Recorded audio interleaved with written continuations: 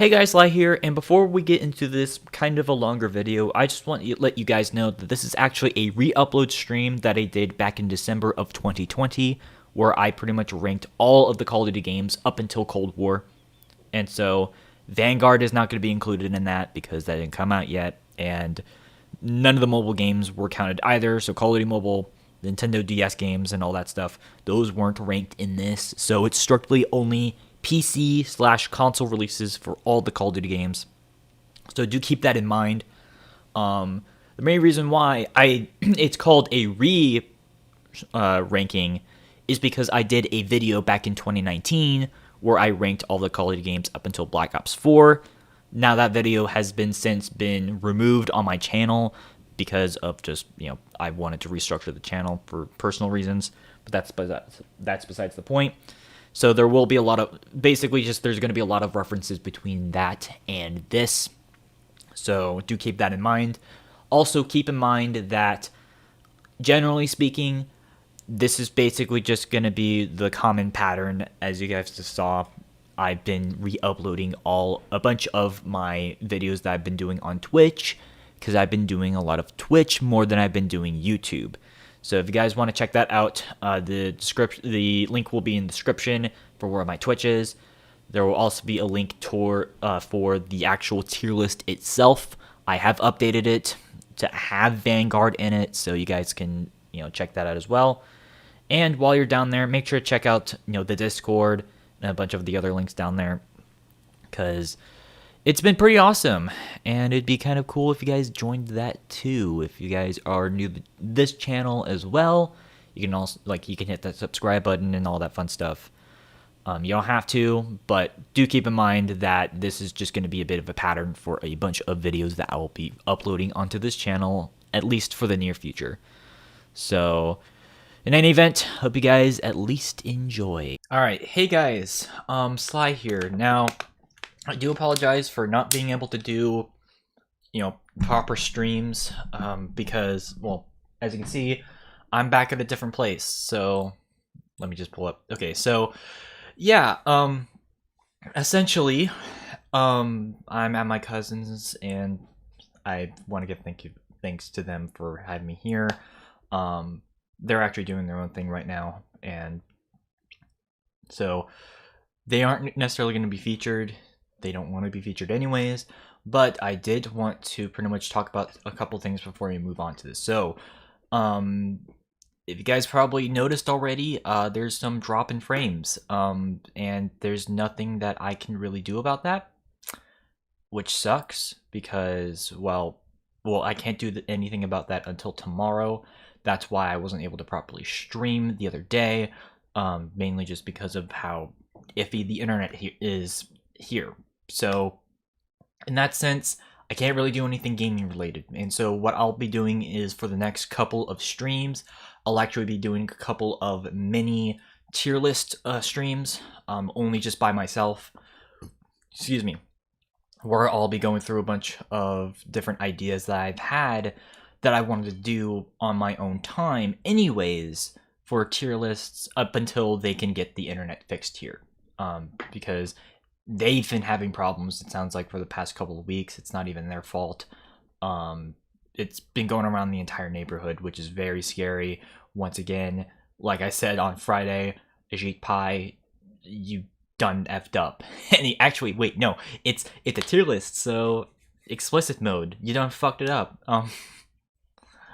But in all seriousness though, until the internet does get fixed, I can't necessarily do any gaming streams, which is good because I get to talk with y'all with these these different streams or whatever, and I'm pretty excited for today's thing, because we'll be talking about Call of Duty. Now, I did mention previously that I actually have done this in the past on my YouTube channel, and so, yeah, I've done this on my YouTube channel once before. However, that's already been outdated, and so I was thinking that I was going to do one of these for Twitch. And basically, think of this as a remaster of sorts. Um, so, and this one's going to be a lot more to the point as opposed to the one I did last year, because that one was a bit more, I guess, sectionalized, because I did my overall feelings on each game, single players, the multiplayers, the zombies in general, and then the zombie maps. I'll just be doing the games as a whole, plus I'll be doing the zombies. I actually updated this. This was actually the original tier list I did back last year. And I just added in the maps that I haven't done yet. So TOG, Alpha Omega, Die Maschine, and Dead Ops 3 are on here. And obviously, I had to like completely redo this particular tier list to add in Modern Warfare and Cold War. And also just remove all the mobile games, because I don't really want to talk about those, because I haven't played most of those and they all look like complete shit, if I'm just going to be flat out honest. So because of that, we'll just be doing we'll only be doing the games that were released on PC and console, but not including online, considering that's only a regional Call of Duty game.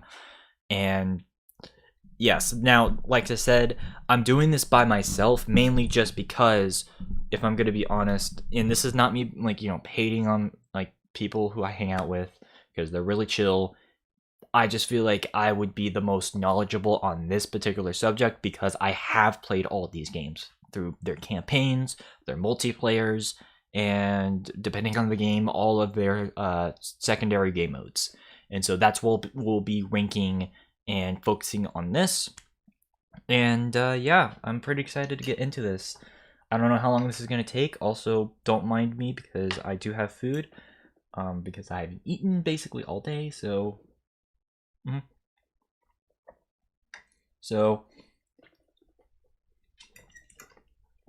now, because of the internet problems as well, that's another reason why I'm doing this by myself, is because if I pulled up the Discord call, it would just be complete chat.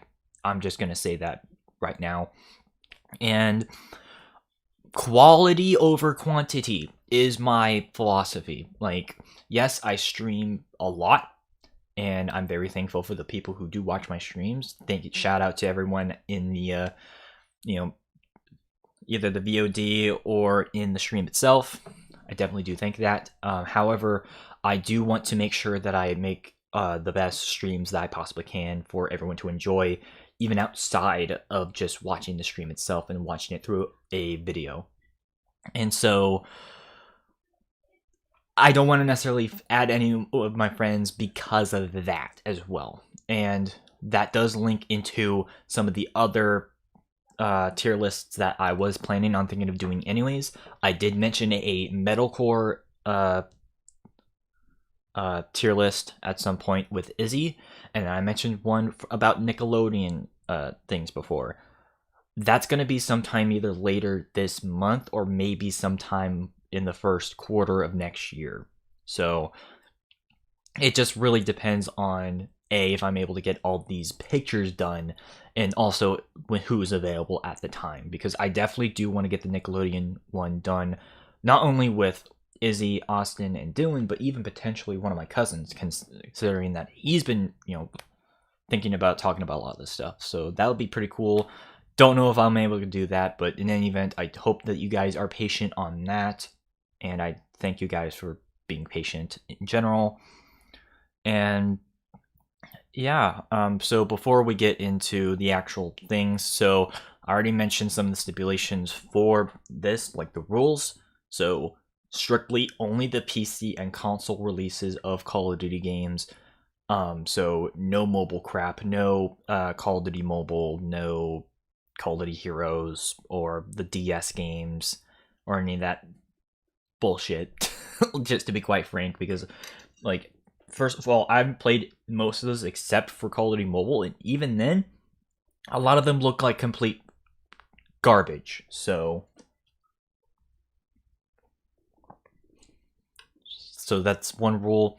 Another rule is no remakes, no remasters. So Call of Duty Classic, MWR and MW2 campaign remastered will not be included into this, mostly just because they're not like the gameplay doesn't really it's not changed all that much. The only thing that is somewhat affected is the multiplayer of Call of Duty MWR, only because of the new guns, but even then they don't really change the gameplay too much, considering that they're most of them are basically just reskins, but I'm not getting into that because that just gets into a whole other complicated thing.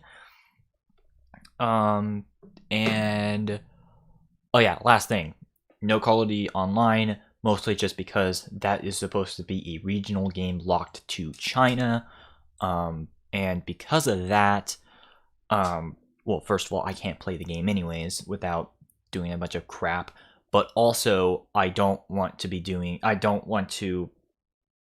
get in some legal trouble, but that's a discussion for another day.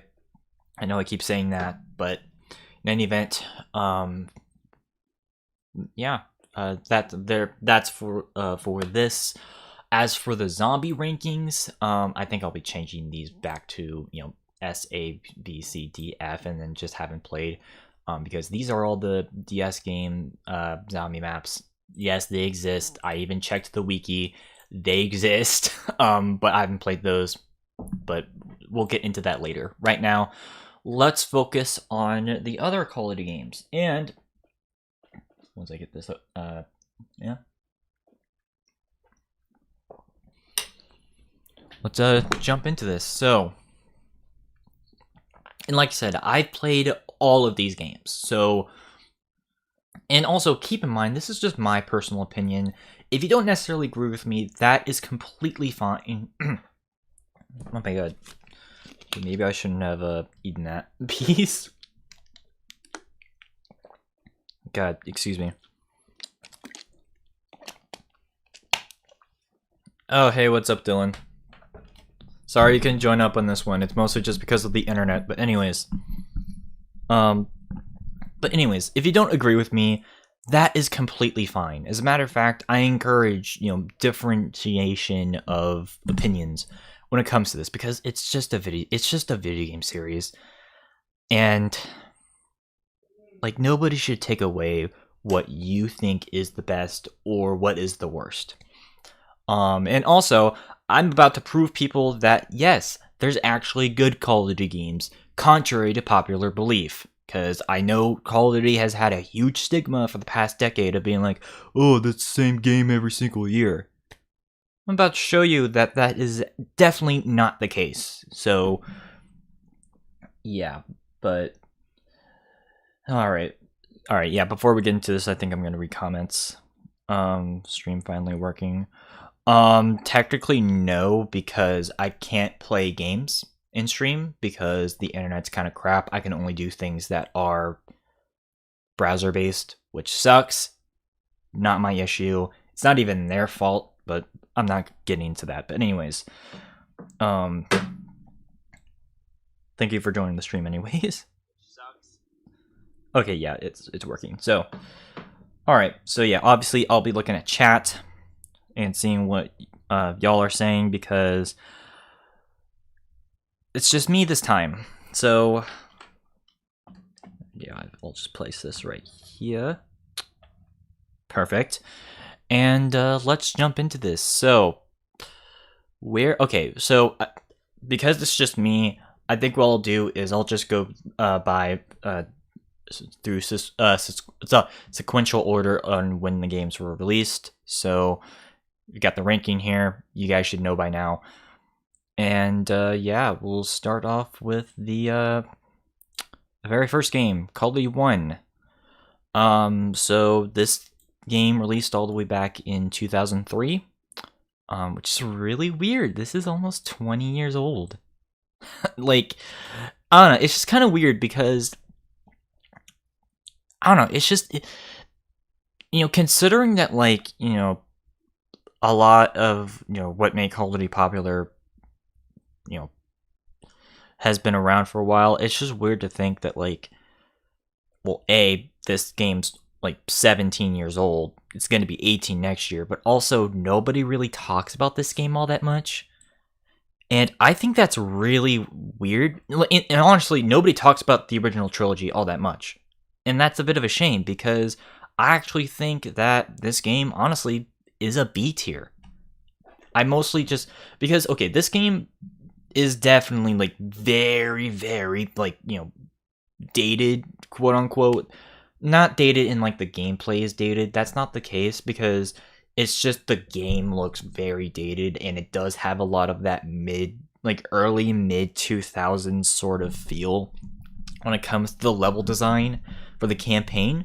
But I still think that this was a really good start for the general direction of the series. This one's also very different from the other games because, well, first of all, you actually use health packs as the way that you get health in this game. And this one... This one's interesting as well because you actually are able to carry up to 3 weapons at a time, 2 primaries and a pistol, which I think is pretty cool. And this one, just like a lot of the other Call of Duty, like World War II games that we'll get into, this one's split into 3 separate campaigns. So you got the American campaign, the British, and the Soviets. The American and British aren't really too different from each other. The main difference is the American one is more based off of like the just raw, like go into the fight sort of thing during the France and Normandy campaigns during World War II, while the British campaign is a little bit more, I guess, more espionage-y. Because I do remember like the last mission that you play as the British before like the ending of the game. You actually, you know, disguise yourselves as German officers going on a boat and all that. And, you know, stuff like that is kind of interesting. And then the Soviet campaign is definitely, like, different. And in my opinion, sort of the highlight of this game. Because this is where you get a lot of the... a lot of differentiation of gameplay styles, I feel like. Just a little bit more. Because you got a sniper mission, you got a holdout mission. Just the environments look different because they actually use like, you know, snowy environments as opposed to just the same plain looking thing. Once again, this is a very dated game in that regard because once again, early to mid 2000s, we're talking 2003. Also very, very reminiscent to the Medal of Honor games, which is actually, funny enough, that's mainly just because the guys who worked on this game, they actually used to work with EA on the Medal of Honor games. Then they got fed up and were like, nope, we're making our own studio. Fuck you. And I think that's just really funny. And that's kind of how they made this, which is actually kind of ironic because the same people would be like, fuck you, Activision, and then just leave and go back to EA and make Titanfall. Which we'll get into that later when we talk about MW2, but I just think that's kind of funny that happened here. But, you know, overall, though, just talking about the game itself, it's fine. I can see why not many people talk about this game in particular, though, because of how dated a lot of, like, tropes in this game are. Just, like I said, the health packs, the linearity of the game, just the structure of it in general would be pretty much seen throughout a lot of other Call of Duty games. And so I understand why this game wouldn't be talked about too much, but Call of Duty 2, man, they definitely improved on that, which we'll get into after this, but God, I don't know, it's fine. It's fine for what it is. Which, speaking of Call of Duty, going back on the same thing, we've got Call of Duty United Offensive. Now, this is technically not its own game. It's technically an expansion pack to Call of Duty 1's campaign, because, you know, yeah, kiddies, expansion packs were a thing. Y'all know your free DLC right now, and then before that were all the season passes. Well, guess what? There were a thing called expansion. Okay, I'm joking. I'm joking. This is essentially a standalone expansion to Call of Duty 1 for PC. Oh yeah, by the way, this is a PC only game, and also featured Captain Price, which would eventually morph into John Price in the Modern Warfare games. Hardy har har. Forgot to mention that. Anyways, United Offensive. So this one is an expansion. This is a really fucking hard expansion, like, to beat. Oh my god, like, seriously, like, these missions are kind of bullshit. Because, like, dude, the first mission that I played through, like, on this, I, like, got sniped right whenever I was in, like, this, So, okay, I gotta explain this. So, long story short, in the first mission, you are in, like, a truck or something. Then the truck gets exploded, and then there's an ambush by German forces.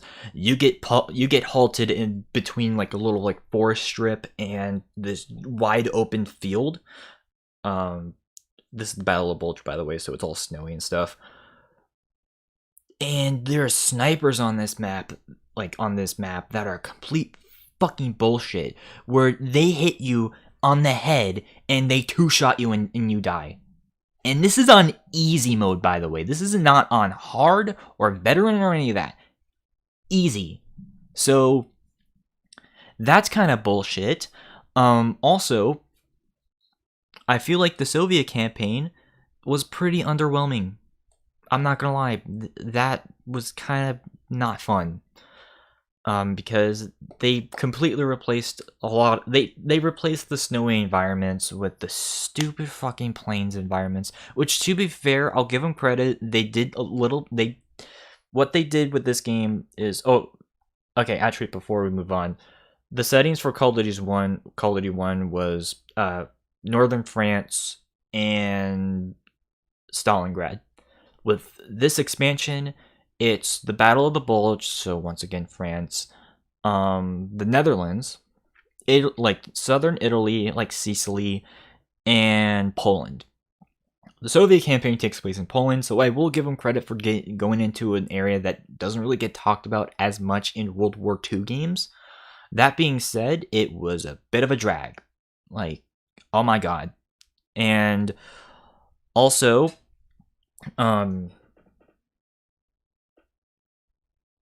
sorry. Oh yeah, also, the American campaign, like I said, was bullshit, where you just die like that.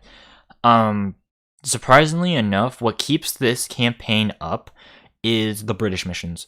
So this was the first game to introduce, like, the B-17 bomber thing, which I thought was pretty cool, and was definitely a bit of a different pace compared to the rest of the game. And so, also, was this the first game to introduce tanks, or was that Finest Hour? I don't remember. I do know that there were a lot of tanks in this game. I don't remember driving one, though, so... But, whatever. Either way, the British campaign was pretty cool, especially like I said, the first half. The second half, because that's where you got into Italy, and that was kind of annoying, especially with the freaking, spawns. But, it's not the worst thing in the world. Like, it's a D tier for me. It's not the worst thing in the world, but I would totally recommend other games in the series, other World War II games in the series, if you want to talk about, campaigns. It's just, it exemplifies a lot of the problems that people have with older games. And it may have been good back then, but unlike Call of Duty 1, which actually has aged pretty well, this expansion did not age well at all.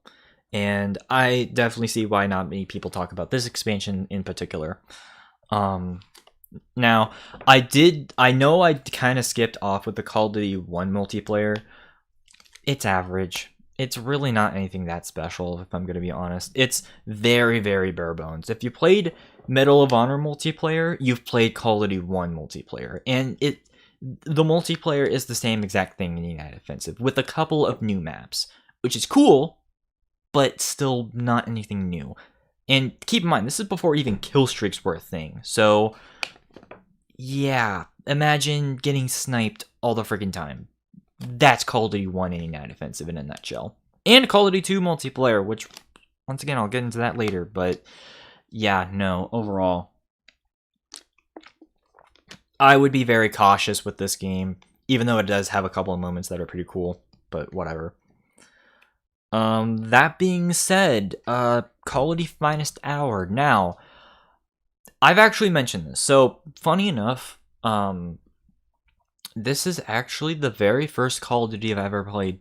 Yeah, no, my guardians were not responsible for allowing me to play this, because this was a bit of my childhood. Granted, I didn't play this all the time. I actually didn't beat this game until 2 years ago. No, 3 years ago. I beat this game before World War II came out. That's right. But yeah, no. This was my very first Call of Duty, and because of that, I do have a little soft spot in my heart, especially since without this game, I probably wouldn't have cared about Call of Duty at all. I probably would have joined the bandwagon of like, oh, all Call of Duty games are the same and terrible.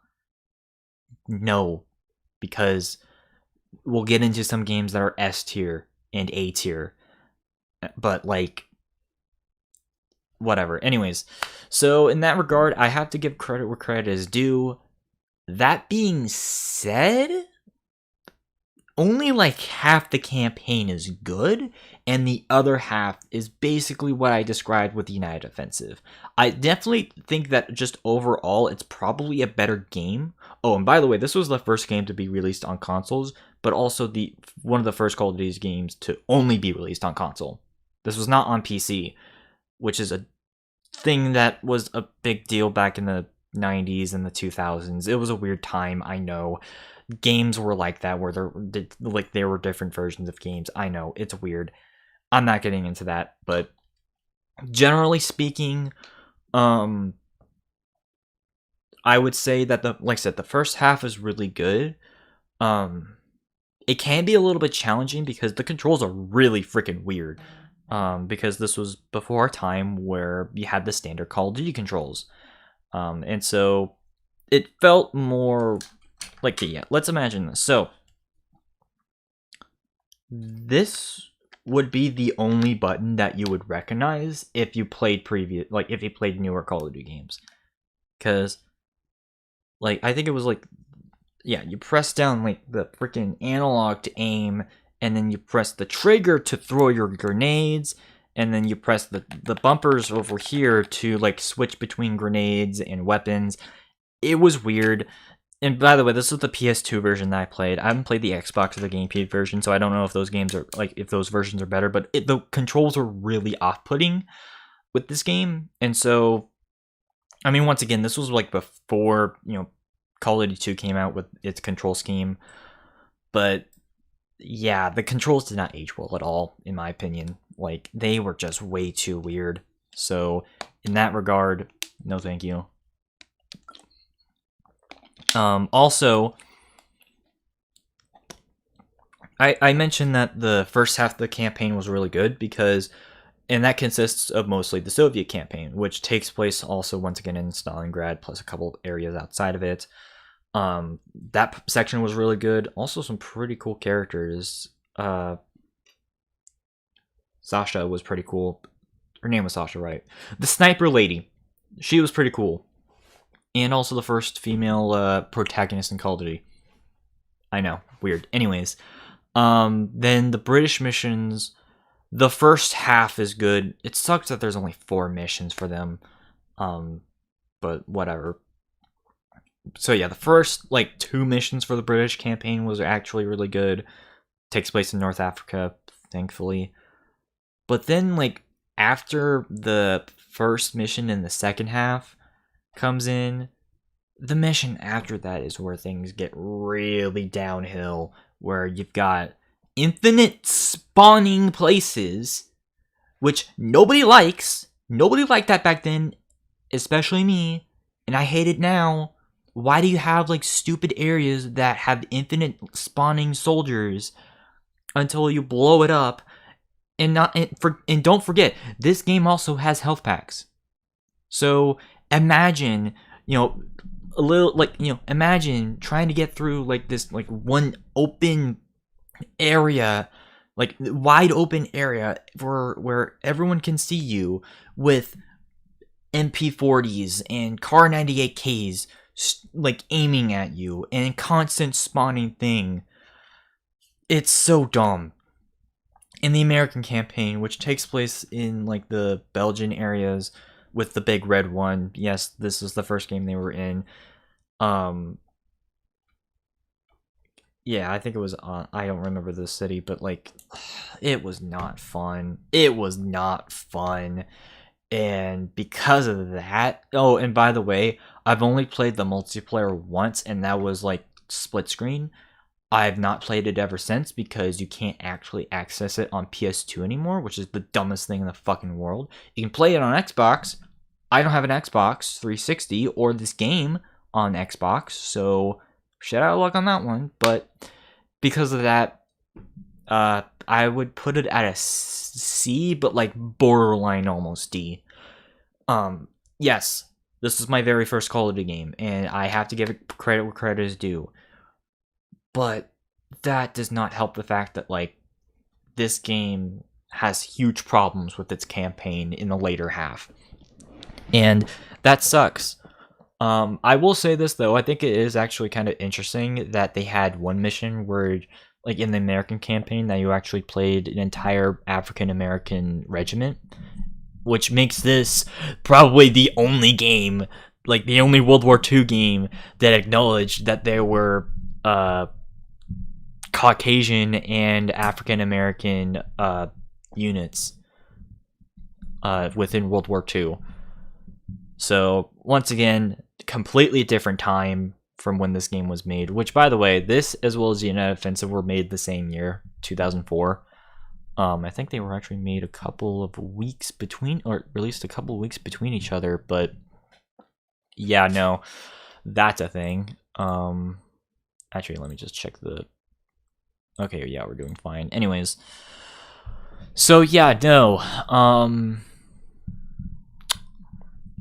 don't really recommend it too much. It's just below average. It's a below average game nowadays anyways, which sucks because like I said, this was my first game in the Call of Duty series, and it sucks that it's in the position that it is because I wanted to like it more. I just can't though.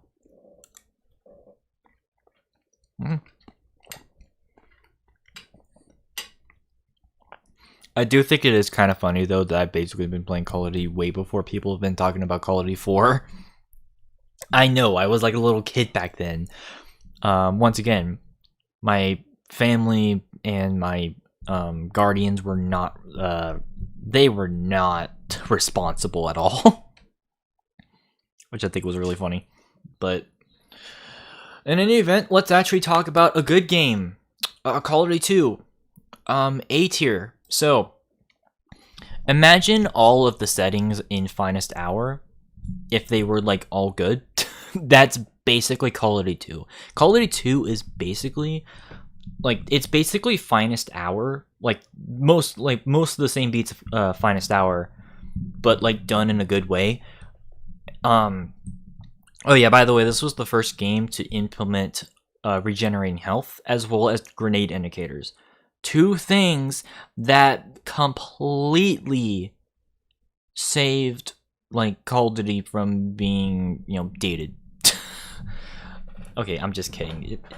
The Call of Duty series is still pretty decent overall, but like the fact that like those two innovations alone really like helped build how Call of Duty would become in future like games.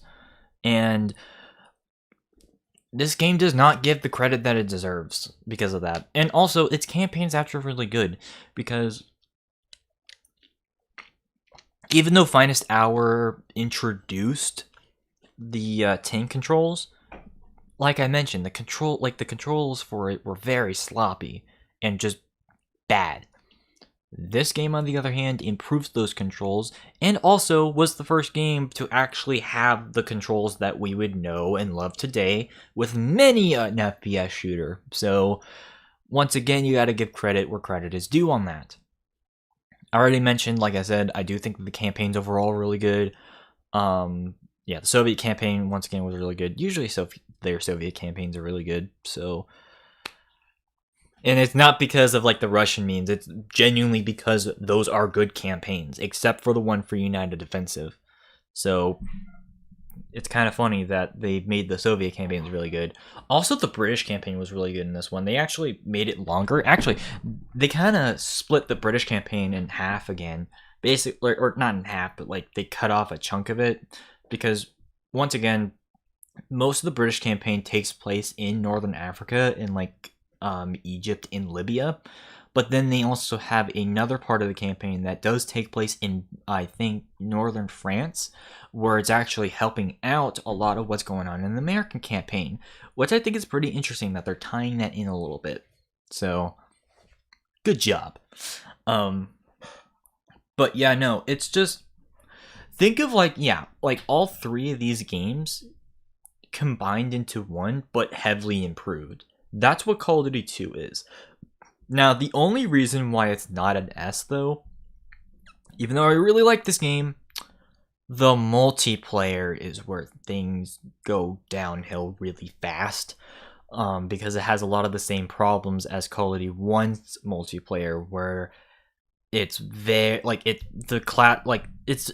which, by the way, both of these games, and even Call of Duty 3, which we'll get into later, are class-based, which means you are specifically assigned weapons to use depending on, like, what your role is. I'm not even against that, but the weapon balance is not even fair, because you get one shot hit by a freaking bolt action and you're done. Meanwhile, you shotgun, it's like a 2-hit, and don't even bother using pistols. It's not even worth it. Like, yeah.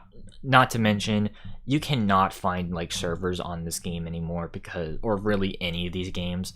Not only because some of them are shut down, like with Finest Hour's case, but also just because they're just not popular, which sucks because I really want Call of Duty 2 to be recognized for a lot of the innovations that it did, but it's not going to, because people don't give a damn about anything before Call of Duty freaking 4.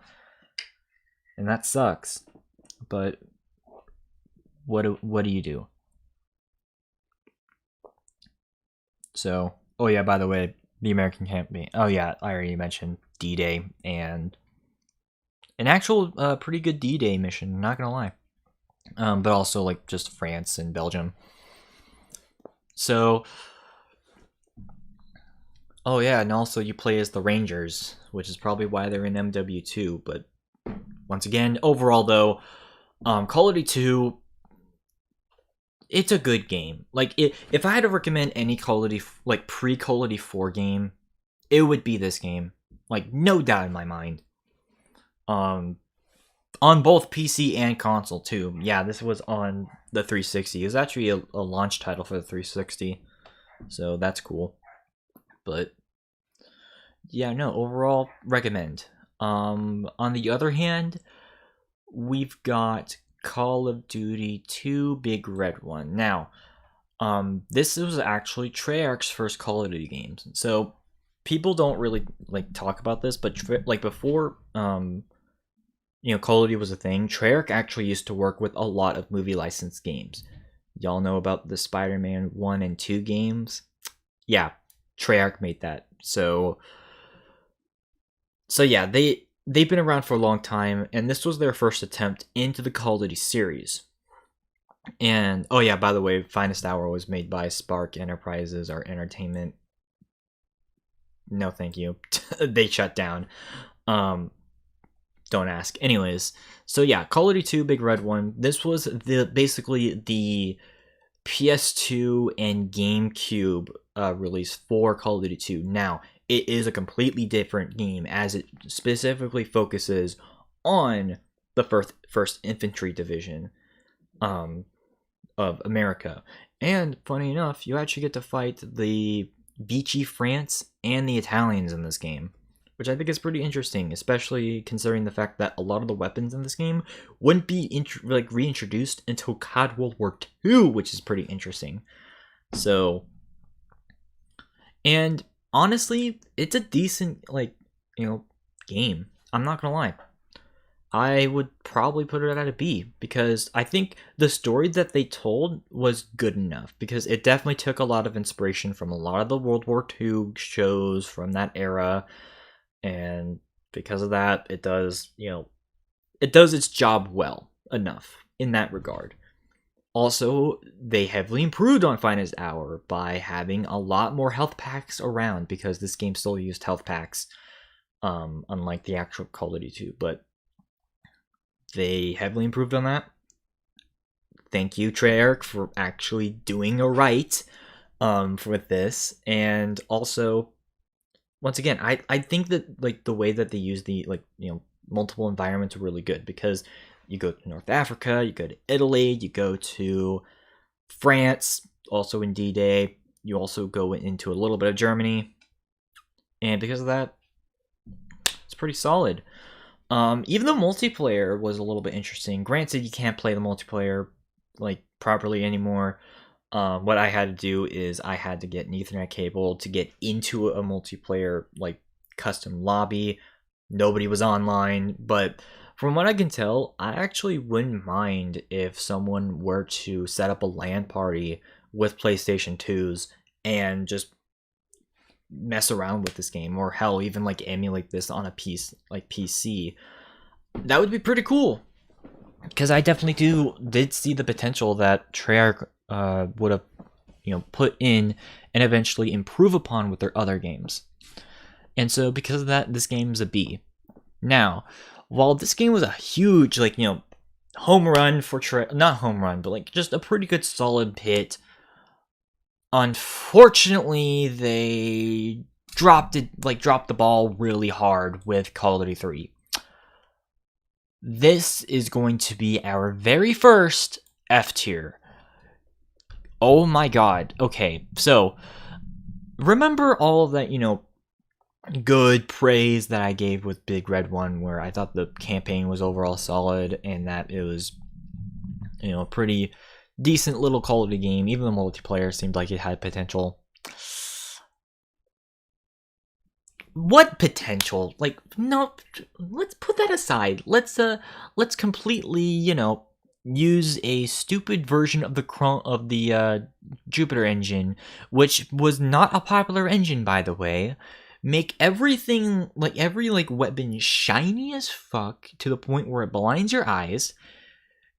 Replace them with boring and dull characters, and make the campaign so confusing on who you're playing as that it'll make you scratch your head and probably even lose some brain cells. That's Call of Duty 3 in a nutshell.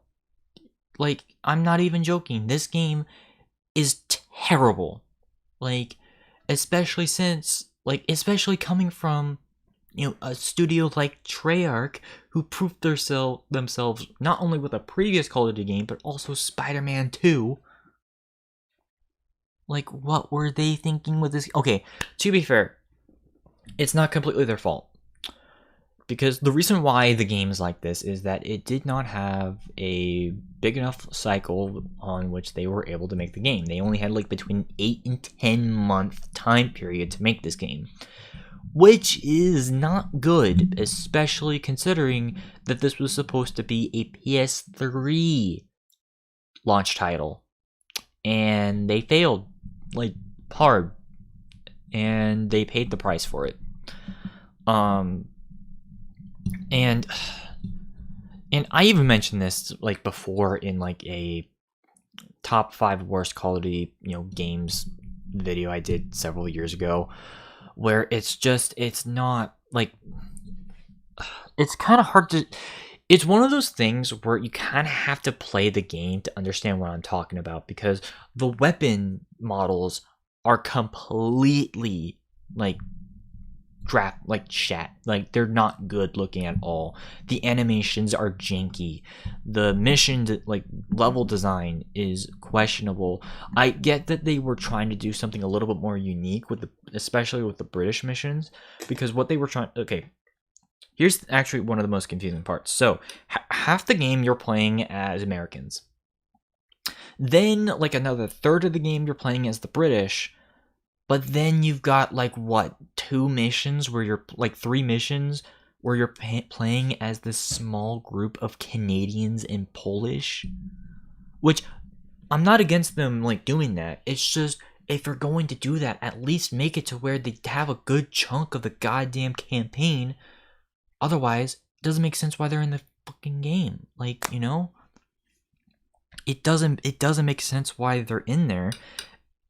Like,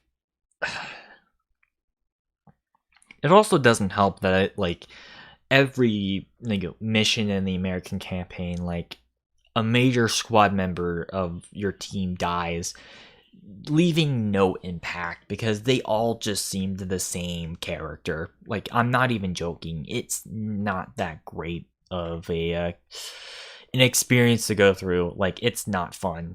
Don't bother with this campaign.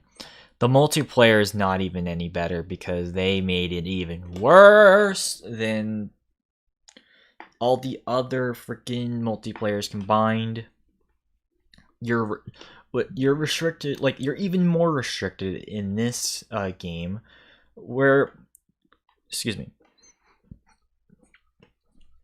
whereas in the other multiplayers, you had like a little bit of more leniency on, what your arsenal was. You have to strictly use the weapons that you're given in this game, otherwise you're done. Like, it's so stupid, especially since there's only 6 maps. I'm not joking. Like, Cold War released 8 maps.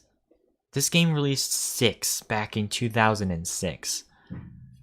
Yeah, no, apparently Cold War was an improvement, but besides the point. Point being, this game is terrible. Don't play it. Like, it's not worth it. Even though it was one of the earlier Treyarch titles for Call of Duty, it shows how little time that they had. And this was definitely when Activision started to become a bit more corporate-y, and that was not a good time. But overall, once again, just don't play this game. It is pretty bad. They would heavily improve in other games, which, I don't know. I'm sorry. I don't know what else to say. It's just a bad game, especially since, if you played, Call of Duty, 2, you've played Call of Duty 3, except in a much better state. That's all I'm gonna say. So, yeah. So, okay, we've got all the old, pre-COD 4 games out of the way. And like I said, the only 2 that I think I would really recommend would be Call of Duty 1 and 2. Call of Duty 2, Big Red 1, only if you have a PS2 or GameCube, running around. But some of these other games I really don't recommend. So, but here we go. Let's head into the era that everyone remembers. Call of Duty 4, S tier. I don't think that if you don't put this game at S tier, there's something wrong with you. At least at A, at least at B. I would see people putting this at B, but if you put it C or below, there's something wrong with you, because this was the game that made Call of Duty how it is today. And not only that, but also arguably has the best story. You can make a good case that Call of Duty 4 has the best campaign. I can definitely see that, because yeah, this was obviously, oh yeah, by the way, this was the first game to go outside of that World War II setting. I think that's pretty obvious, but they did it in a really good way, on which it did tie into several events that were going on at the time. obviously, you know, the whole war on terror thing, which unfortunately is still going on now, not going into that, but also a common precedent that does annoy people is the over featuring of the Middle East and Russia as a setting for first person shooters to come.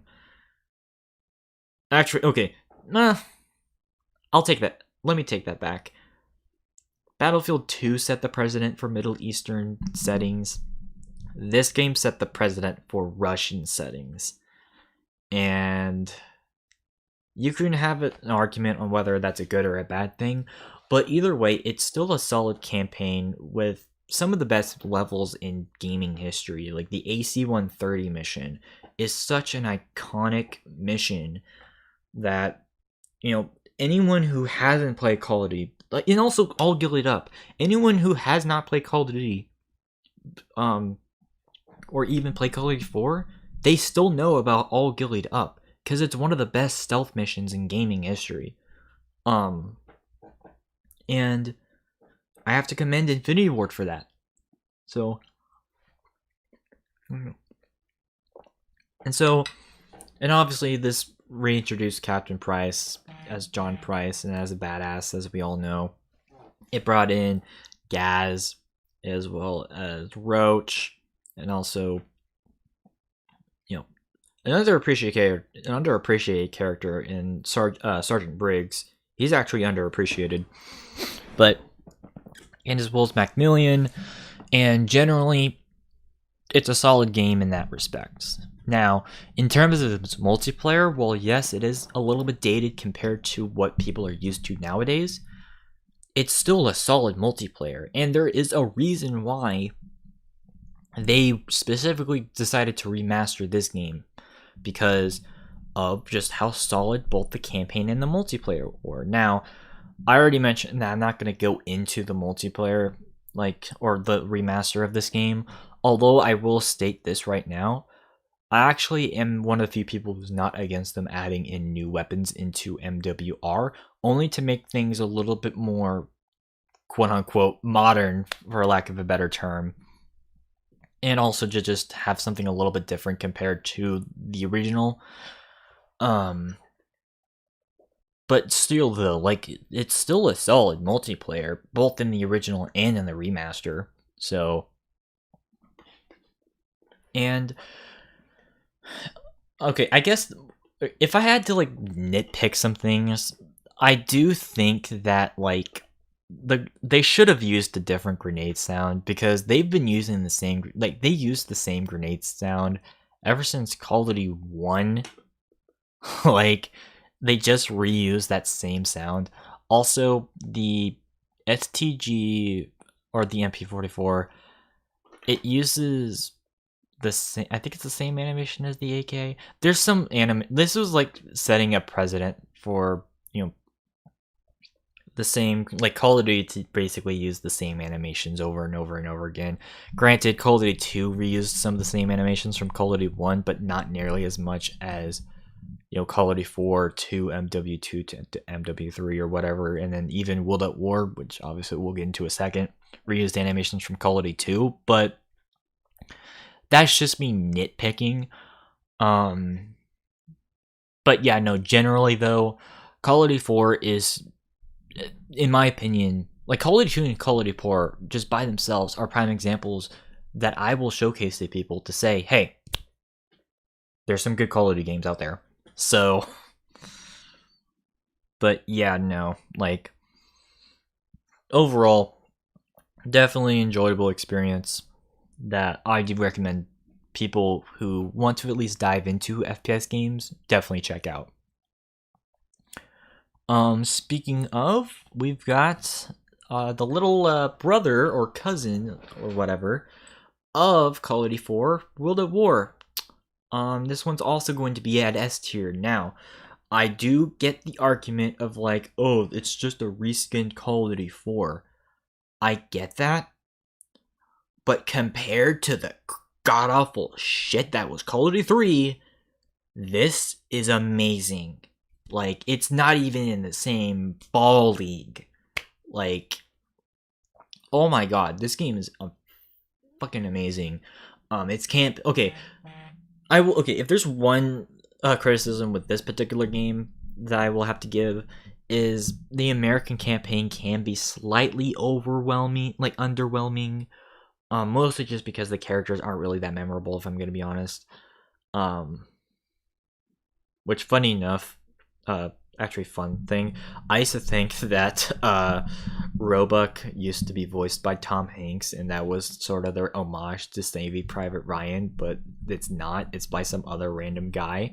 But in any event, the campaign on the American side, there are some cool missions, don't get me wrong. I think the gameplay in and of itself is excellent, because they tried to vary it up to where you had not only just the typical Japanese soldiers, but you also had bonsai soldiers who just come out of nowhere and try to like charge and stab you, and you had to like react like that. And that changes up the pace in a realistic way for what they're trying to do with this game. And yeah, no, I think that was a good idea, and it succeeded in most parts. Once again, I do think that the story is a lot weaker on the American side. However, the real story for World at War begins is with the Russian campaign. Like, there's a reason why there's a lot of people who love Reznov, and this was the game that started it all, because his enthusiasm really pumped a lot of people up in this game, especially since, you know, he basically represented the typical Soviet, you know, soldier, or at least like the idolized soldier that people were. Now, that being said, this game does not glorify war at all, because this is a very gruesome Call of Duty game. This is, in my opinion, like, this was the first Call of Duty game where it deserved the rated M logo, because before Call of Duty 4, all the other Call of Duty campaigns were rated T for teen, and then Call of Duty 4 was rated M. But even then, I'd argue that Call of Duty 4 doesn't really need the rated M thing anymore.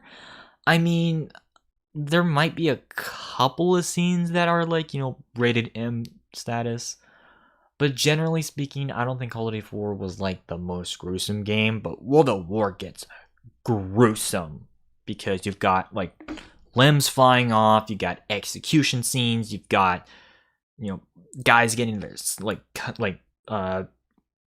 necks cut off. Like, this game can get, oh yeah, also people burning alive. It's gruesome.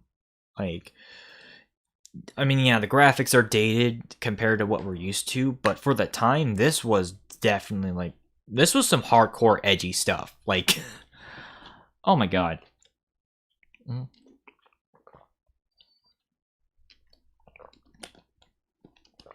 But yeah, no, generally though, the campaign is really enjoyable. As for the multiplayer, yeah, it's basically just Call of Duty 4's multiplayer, but with World War II guns. But honestly, that's fine. I actually think that was probably the right move, considering the debacle that Call of Duty 3 was. So, in that sense, I actually give, you know, Treyarch props on this one. Like, they definitely do deserve the props that they get when it comes to World at War, if you get any at all. And that sucks that, you know, World at War kind of gets shafted nowadays, because I think it's a pretty underrated Call of Duty. Like, along with Call of Duty 2, Call of Duty World at War, like, both of them are not looked up as fondly as other games like the original Modern Warfare trilogy. And that sucks. Now, obviously, I'm leaving, like, the biggest part of World at War that really sold it for people, and that's obviously zombies. This was the game that introduced it, and without World at War zombie mode, Call of Duty probably wouldn't be anywhere.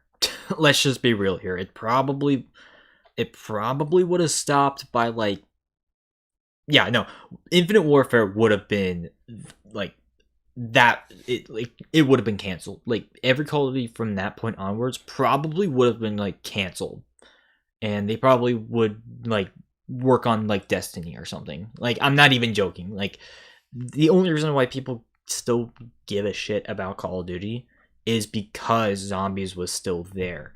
And you have to give credit where credit is due. Zombies was a huge, big deal for Call of Duty games.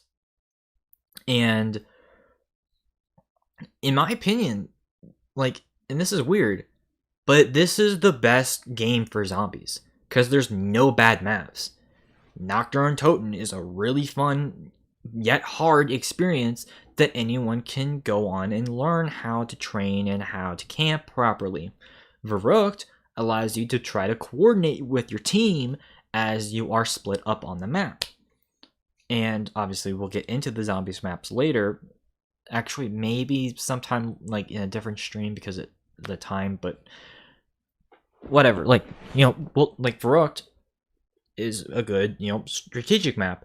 Even Shinonuma, the most hated map in the game, which I don't even think deserves the hate, is still a fun, you know, like change of pace from the typical circular maps that we're used to nowadays, where it's more like an X shape as opposed to a circular shape. And then Darius is my favorite map of all time, like for Zombies. Like there's no, like specifically the World of War version, not the Black Ops 3 version. Hell, even the Black Ops 1 version, like even though, yeah, it's still cool to play on, which I finally have played that version, to me, it's just not as cool as the World of War version. Yes, there's a stupid jug glitch with the freaking Wonder Waff, but that's one thing that you can avoid. But generally, overall, World at War is like one of the best Call of Duty games ever made. As you can see, S tier, and I highly recommend it to any fan of FPS games. And this might be a hot take, but in my opinion, this is the best World War II game ever made. Like, there's never been, like, all other games before it weren't as good, and there's been no game as good ever since. So that's just my final 2 cents on that one. So now,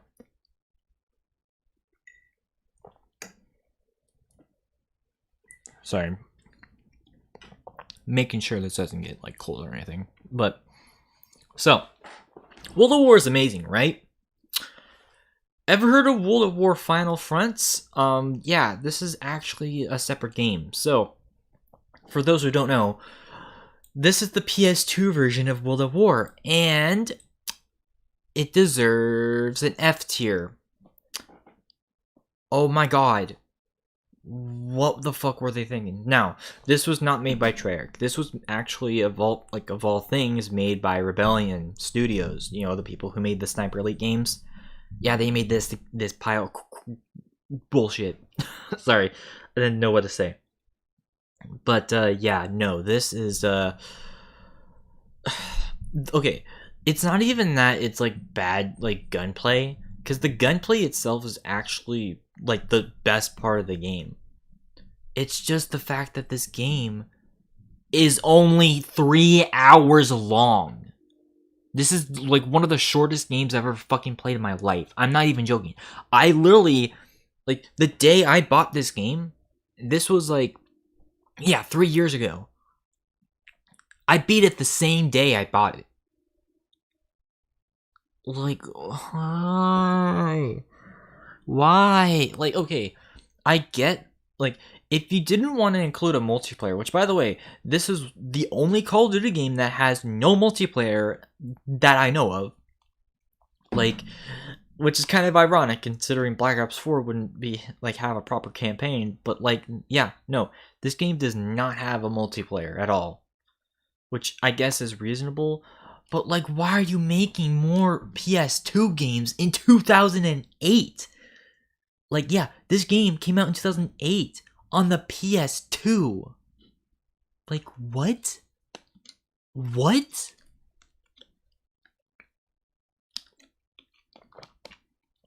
Like, you have to be out of your mind to think that that's a good idea. I mean, yeah, to be fair, I didn't have a PS3 until, like, right after the launch of, like, the PS4, but, like, god damn, man. Why?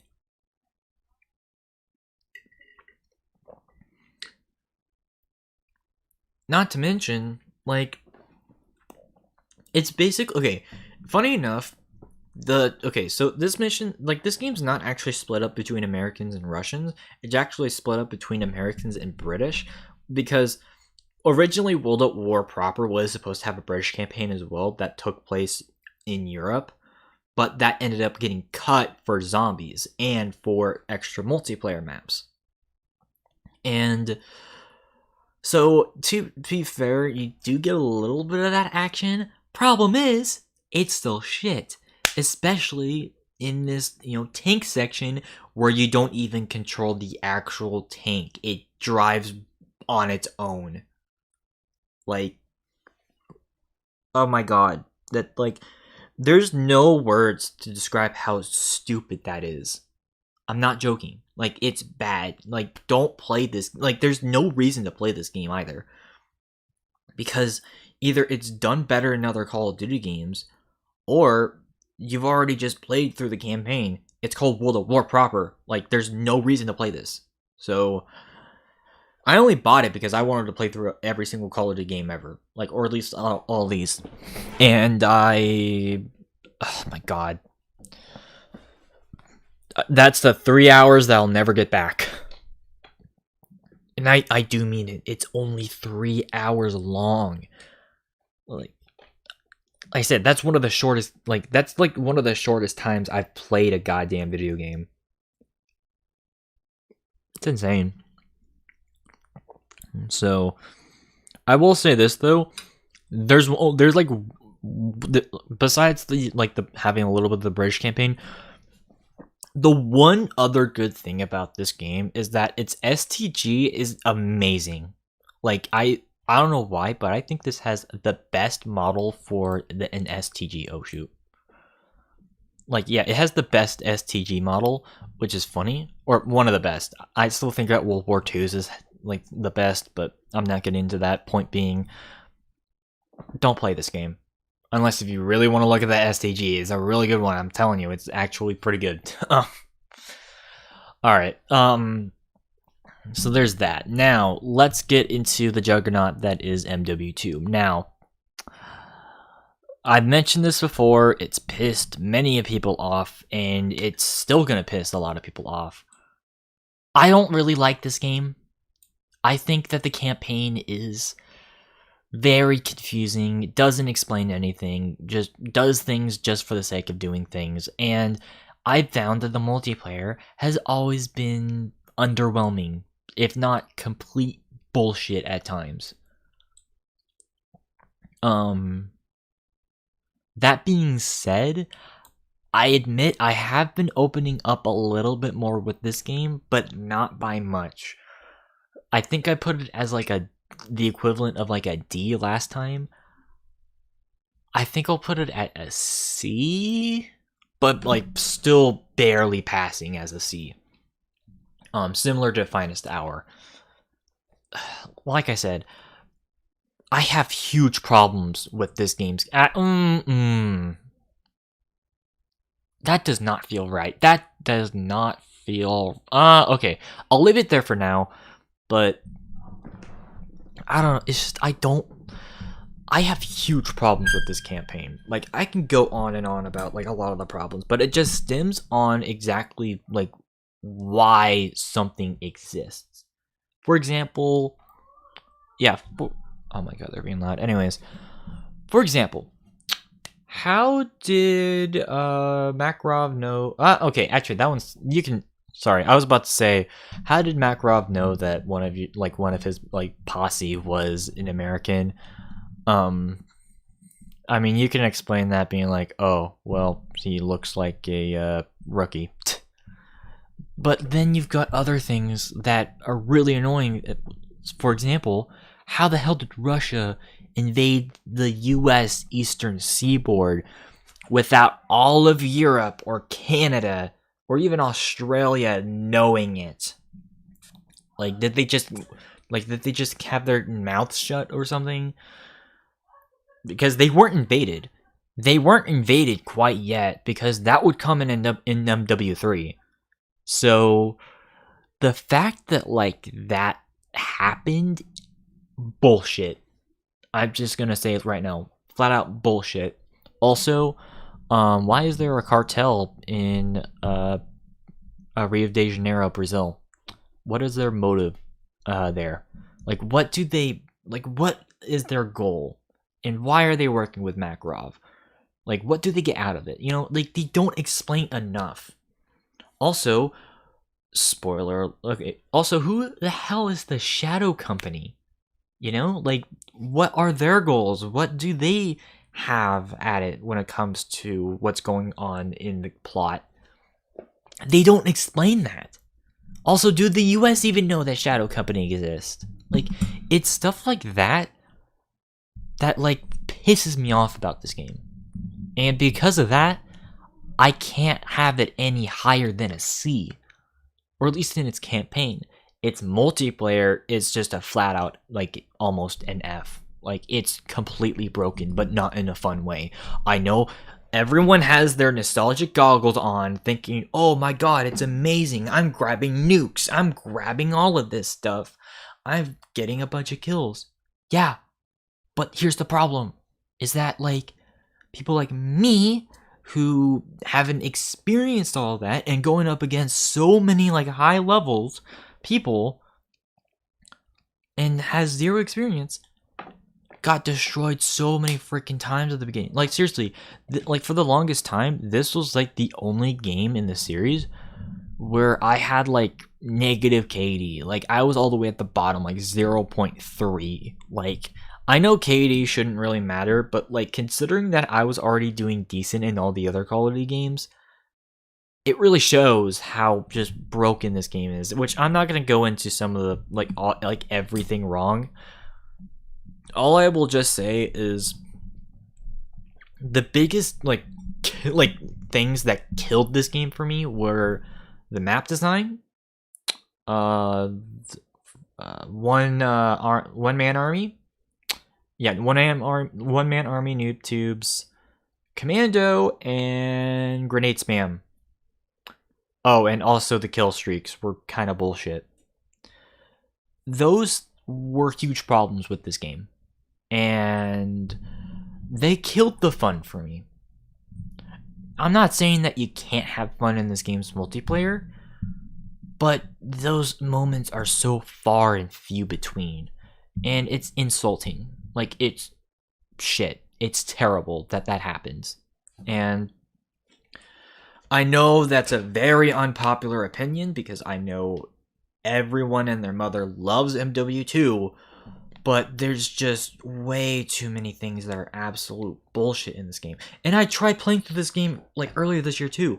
Like, I tried to play through this through this game's multiplayer. Like, and I try doing it every year, because once again, I hear that this is the best Call of Duty ever made. No. I'm sorry. I've tried, but I can't get into it. Now, I actually wouldn't be too upset if they released the full-on multiplayer for this game alongside MW2R. I actually wouldn't mind that. Why? Because I feel like they would alleviate a lot of the problems that MW2 had. Now, which that does get me into what I was talking about earlier. There was huge controversies with this game. Obviously, the no Russian mission was a huge controversy, especially in Russia proper. And you also had like the lead people get, like, essentially, like, fired, as well as, like, half the Infinity Ward staff, who eventually made Respawn Entertainment, thankfully. But it does show that this game had a lot of, like, terrible things going on in the background, and it shows, and it sucks. And that's why I just don't really like this game. Now, there's one good aspect of this game, and that's Spec Ops. Spec Ops is awesome. Like, granted, I haven't been able to play it with a buddy because it's just kind of like weird to, like, have that thing set up. But if I can have either Dylan or Izzy or Austin get this game at some point along with me for the PC version, that would be freaking sweet, so that we can do all the Spec Ops missions and even buy all the DLC for this, because I really want to play. I actually do want to, play around on this game a little bit on PC, considering that like one of the more populated, since this is one of the more populated games for Call of Duty on PC. I definitely do want to see what people are talking about. But as it stands, at least for the console version, C tier, almost D tier. So that's just me personally. I'm sorry. I know I tried to like this, but I just can't. But whatever. In any event, we just got done with all of the games from the 2000s, which is interesting. So that's nice. And it was definitely a different time. Oh, and by the way, I already mentioned this in like the very first tier maker that I've made on the Twitch. Yes, I might be bashing a lot of things from the late 2000s, but I don't actually hate that. I don't actually hate that era. As a matter of fact, I feel like a lot of people actually hate that era. I actually don't. I think like some of the best like pieces of media of all time came from that era. A lot of great, amazing video games and a lot of great music. But it's just, if I'm bashing something from that era, don't take it personal. Because I love that era. Like 2008 and 2009 are really cool. Even though the Great Recession was going on, trust me, it could be worse. It could be now. Which I'm not getting into that. Anyways, so that pretty much leads us with every game released in the past 10 years. So, start off with Black Ops. I think you all know what this one's going to be. S tier. There's no question about it. Dude, okay, before we get into this, I had to mention this. So, there was this one motherfucker on, I think Twitter, like, this was like a year ago. They said that this was the most overrated Call of Duty ever made. And that just blew my mind on how, I'm sorry, like, that's just dumb, because there's a reason why a lot of people like this game. It's because it's the best campaign and arguably the best multiplayer. Like, the campaign, like, you saw my gameplay through this game, like, from last month. Or, like, a little bit last month and then October. It's still a solid, experience. Because the way, like, especially compared to, like, other Call of Duty games, this one sort of, takes, like, your character in the front line of a, experiment. And because of that, like, they do it in a well-done way, where there's a lot of questions that you have, but it answers them at the end of the game without it feeling like you're without it basically treating you like an idiot, It does a lot of that stuff. And also, this is like the first game to take place in the Cold War, and it used to be the only one up until the most recent Call of Duty game, which I think is pretty cool. And because of that, you go to like Vietnam and Cuba and Russia, and that's pretty cool. And I just think it's really cool on the way that they set up a lot of the systems that they have. Also, Kravchenko, Dragovich, Steiner, almost die. I know that's not the exact quote, but I don't care. I love it. Which, speaking of, Viktor Reznov obviously returns in this game, connecting World at War with the Black Ops games. And obviously you got other characters like Woods, Mason, Hudson, Bowman, Weaver, like, so many interesting characters in this game. And also, like I said, it doesn't treat you like an idiot. It makes it shows you, why this was the thing that had happened. Not to mention, this along with World at War, and even some of these other pre-Call of Duty 4 games, they use the time period as a way to not only showcase how gruesome something was, but just to show you history. Because a lot of people don't really take into consideration that some of these older Call of Duty games actually took themselves seriously enough, while also allowing you to want to look up something that is involved with these games, or even teach you something about what was going on. And because of that, kudos.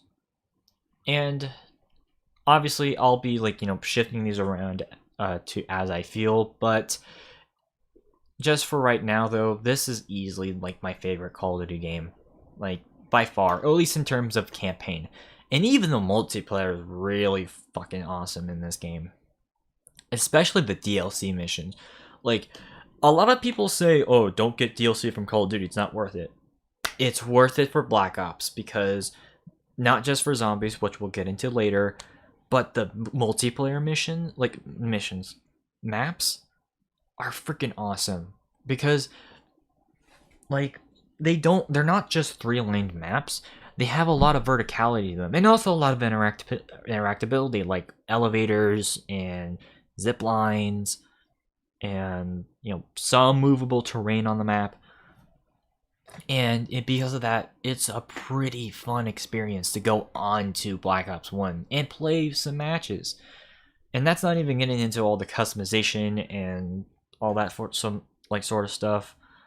Also, fight me on this. I'm not going to hear the end of it. This game also has the best kill streaks. I know MW2 introduced the ability to choose your kill streaks, but Black Ops 1 did it best. So now, as for zombies, I will admit I used to not like zombies as a whole on this game. I still kind of feel that way. But I do think that Ascension and Call of the Dead and even Shangri-La are really fun maps. And Dead Ops Arcade, which I don't know if I should go through. Actually, yeah, I'll probably go through those tomorrow. I know I said I was gonna do those tonight, but I kind of want to not be here all night. So yeah, but generally though, Black Ops 1 is definitely as a whole the best Call of Duty game. No doubt in my mind. So in any event, let's see how MW2 followed up with MW3. Now, MW3. This game,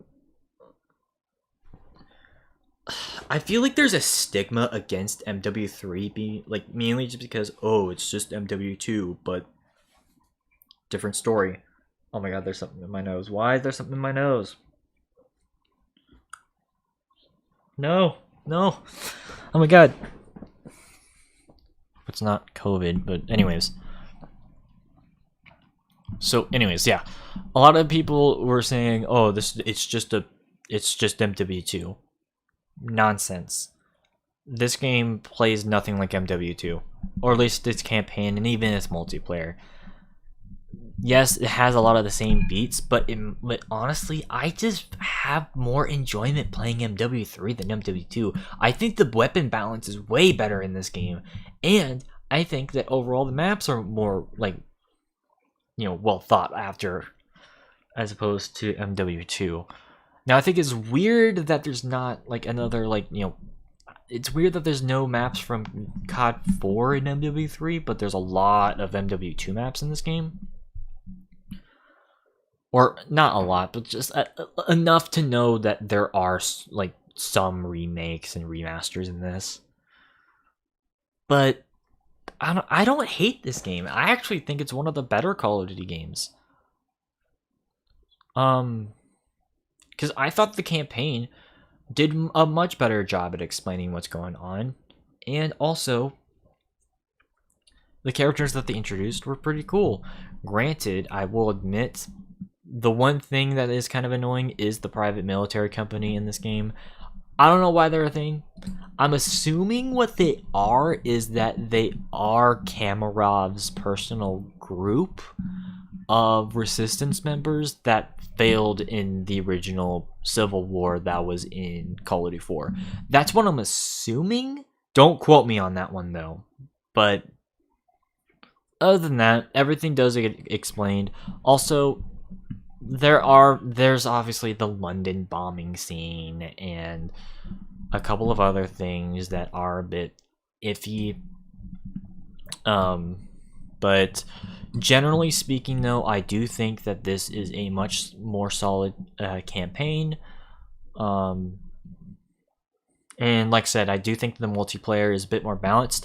I wouldn't say it's the best multiplayer, though. I think it definitely does have an acquired taste. But generally speaking, I do thoroughly enjoy this game's multiplayer. And obviously, Spec Ops returns. That's pretty cool. And also, this is the game that introduced survival. And it never got better than this. So I think that this game has the best survival mode out of all the Call of Duty games. Not zombies. Like, obviously that's its own category. But in terms of just normal survival, horde mode, MW3 did it best. And it probably will not get better at, like, ever since. But although the 2019 Modern Warfare they got very close on that one.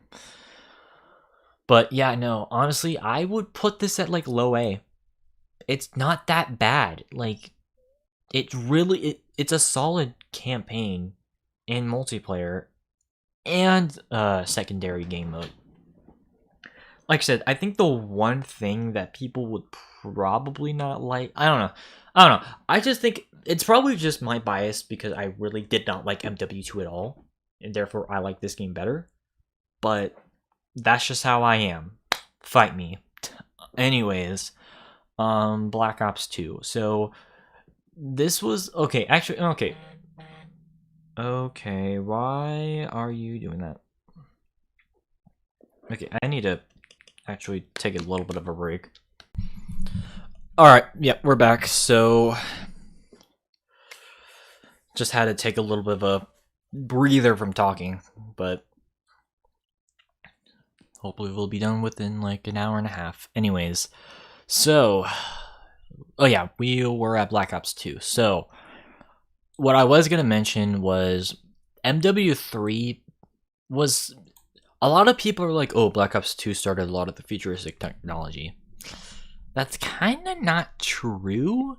People forget that MW3 had a lot of, like, you know, parts in its campaign that were a bit more technological based, because there was the one mission in India where you get to mess with a drone, and there were a couple of kill streaks, or score streaks or whatever that,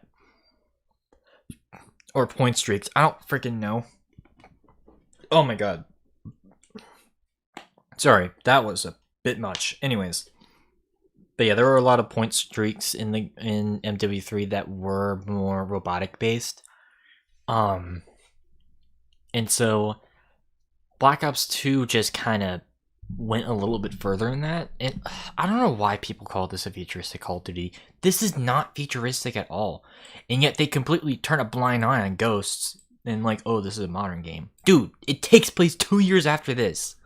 Like, bruh. But it's an altered timeline.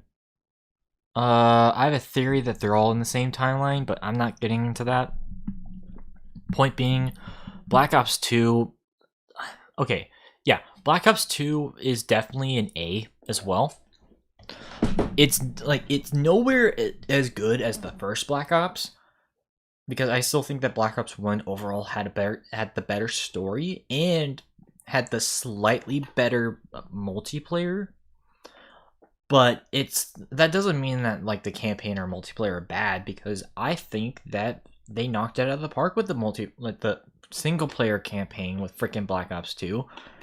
Because Menendez, as iconic as Makarov as a villain, like granted they're very similar to each other, but they have different motives. Whereas Makarov wants to have Russia back into like a Soviet style, dictatorship, Menendez just wants revenge on America for what happened to his family. So they have two different motives. I only mention that because I feel like a lot of people who look at Menendez but like Makarov, they're kind of like, oh, he's just a diet Makarov. But that's not really true. they're different characters for sure. As for some of the other stuff, I do like the branching paths. I also like how varied this campaign is. This is probably the most varied Call of Duty campaign out of all of them, because you go to so many different places and you swap between time periods. You go to the 80s to play as Mason and Woods, and then you also go to the year 2025 during the events where Menendez is rising up. And I really like that. It kind of... And because of that, you go through so many different environments. You go through savannas, deserts, jungles, urban environments, mixture urban jungle environments. Like, it's just a cool thing that they did with this campaign. Especially, using old weapons in the modern era, and then like vice versa after you're done with the missions, playing with a bunch of futuristic weapons that don't exist in the 80s, which I think is really funny. Or futuristic, or more like modern looking weapons as opposed to like guns that exist still nowadays but are just kind of flat looking because Cold War. But yeah, no, I think that's pretty cool. I also think that the multiplayer is really cool, although quick scoping and LSAT users are the most annoying motherfuckers ever. And C4 spam was at its worst in this game. Like, no other game has had C4 spam as bad as this game. Yes, MW2 had it as well. It tried to happen in World War II, but not as much.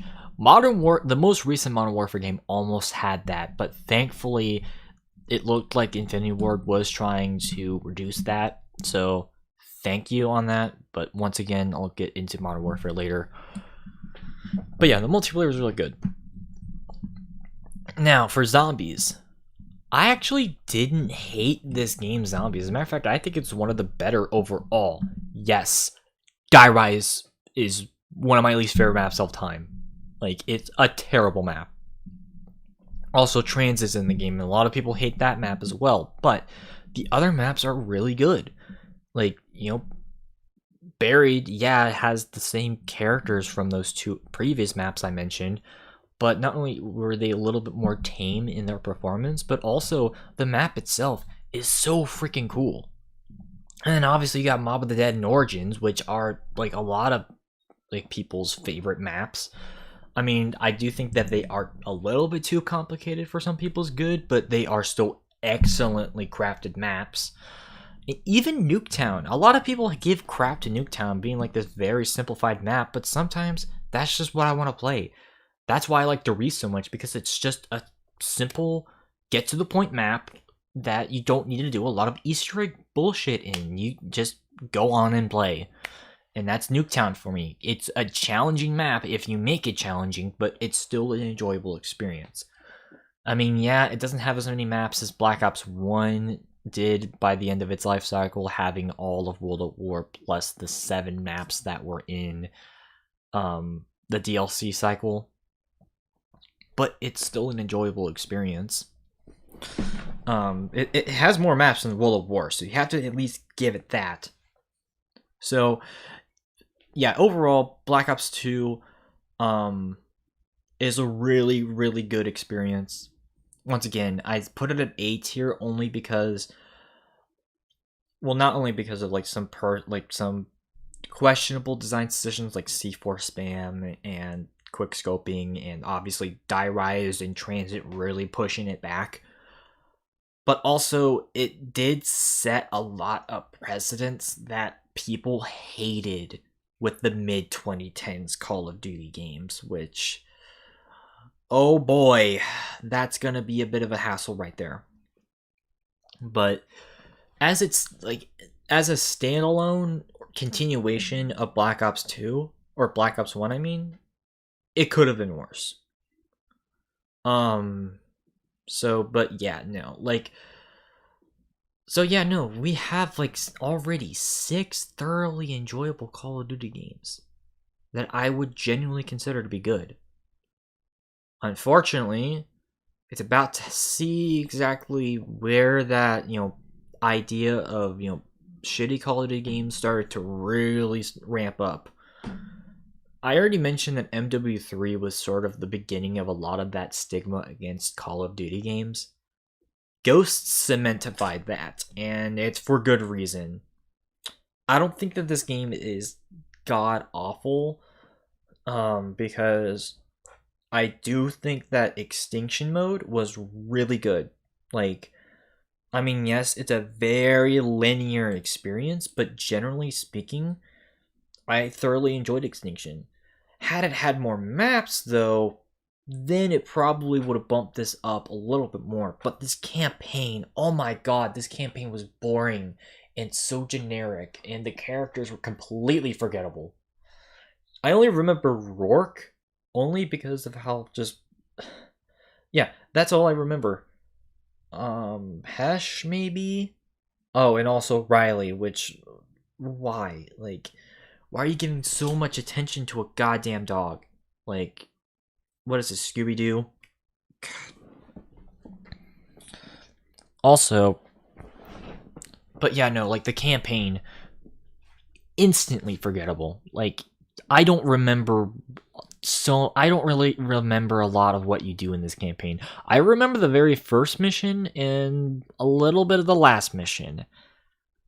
Everything else, to me, is just instantly forgettable. Like, it doesn't give you that impact that you needed from other Call of Duties have provided for you. And there's that problem. Then there's the multiplayer problem, which had some of the worst maps in the entire franchise, hands down. Now, a lot of people complain about the linearity of a lot of Call of Duty maps being like 3-lane maps.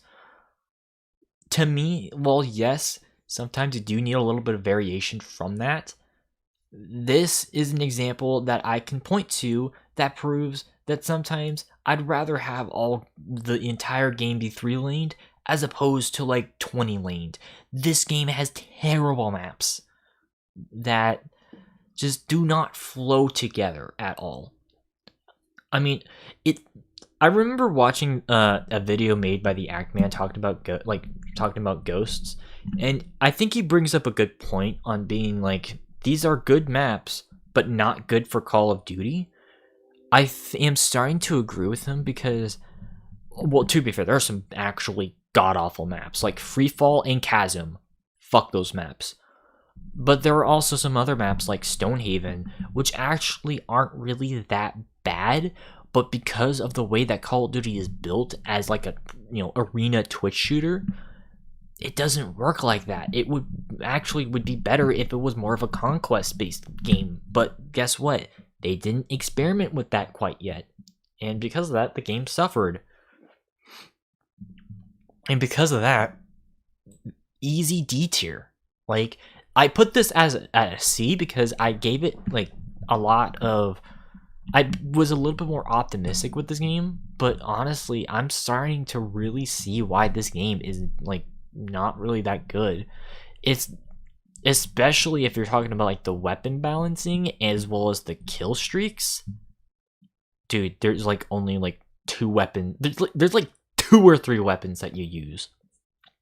Honey Badger, Remington, and M27. That's the entire meta of the game. Also, the kill streaks are just no. Like, they're just bad.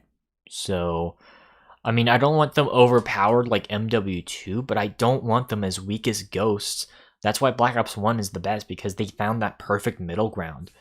So, and even Black Ops 2 had better kill streaks in this game. So, yeah. But yeah, this game definitely did not age well. Now, to be fair, I haven't actually played the DLC maps for multiplayer. Maybe it gets better from there, but as of right now, base game, just by itself, it's a D tier. So, not looking good. Now, obviously, because of the debacle of Ghosts, that raised a lot of doubts amongst the Call of Duty fan base and even just people outside, basically saying, oh, it's just the same thing. Advanced Warfare answered the call by bringing it to the far future, 2050s and early 2060s, exosuits and all that stuff. This one's also D tier though. I will say this, there are some really good ideas in this game. Like, the idea of, having a lot of that, exo, movement, and also, some of the missions, they're so, interesting. And also, having, a bad guy not be an entire nation, but, be this private military company, that's so unique, especially compared to other Call of Duty games, where the only other time that you see that as bad guys anyways was MW2 barely doing anything with that. And in that respects, there's a lot of interesting concepts. The problem is that the campaign doesn't execute on a lot of those, or at least in a good way. Even they have a stupid moment where freaking Kevin Spacey, which obviously didn't age well because of the allegations, but I'm not getting into that.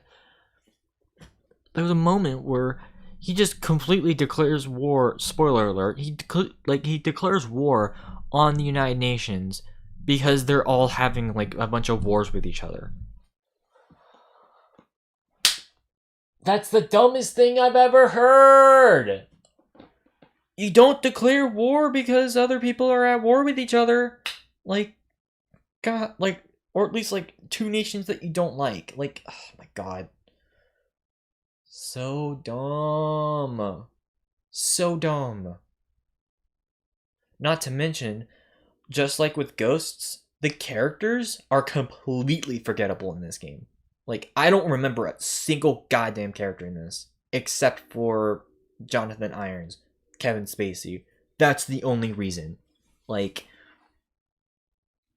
This game was, the campaign was not that good. And multiplayer is a bitch to go through. Not worth your time at all. It's not worth it at all. It doesn't help that, the multiplayer is already dead anyways, but the multiplayer maps, it actually has the reverse problem with Ghosts, where the maps are way too small for the movement that you have. They're way too small. So, I mean, yeah, they're a lot more linear, thankfully, in some areas, but it's dude, I can't enjoy it whenever, the movement is so stiff and just not enjoyable at all. So, yeah, no, this game, not good. Actually, in some areas, that's worse than Ghosts. At least Ghosts, yeah, the campaign was god-awful, and the multiplayer wasn't really fun at all, but at least, this might sound weird, but at least playing with bots alleviated all those problems. I know, shocking. Bots within Ghosts, or playing with bots in general, is kind of frowned upon, but it's more enjoyable to play against bots in this game as opposed to playing with actual players. In Advanced Warfare, not only is that problem not alleviated through bots, but also just the advanced movement in general hinders the experience of the game. And you can also tell that the maps themselves were not designed for the movement at all. You can tell that they were working on a boots on the ground Call of Duty, or boots on the ground, hardy har har.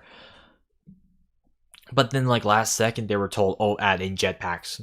And it's, god damn it, Activision. Why'd you make Sledgehammer do that? Especially on their first fully independent Call of Duty game. Yes, they worked on MW3, but they only worked on the campaign for that. They worked on everything for this game, and it shows. As for the other modes, there's also survival on here. It's not as enjoyable as it is in MW3. I forgot to mention, Ghosts also has survival, but it sucks. Safeguard, no thank you. Exo survival, no thank you. Exo zombies, oof. that's all I'm gonna say about that. It's not that enjoyable. If you've seen some of my streams from earlier this year, you know exactly what I'm talking about. Yikes. So, yeah, actually, is it F tier? I'm convincing it's F tier. I convinced myself this is an F tier game. There's no way it's that good.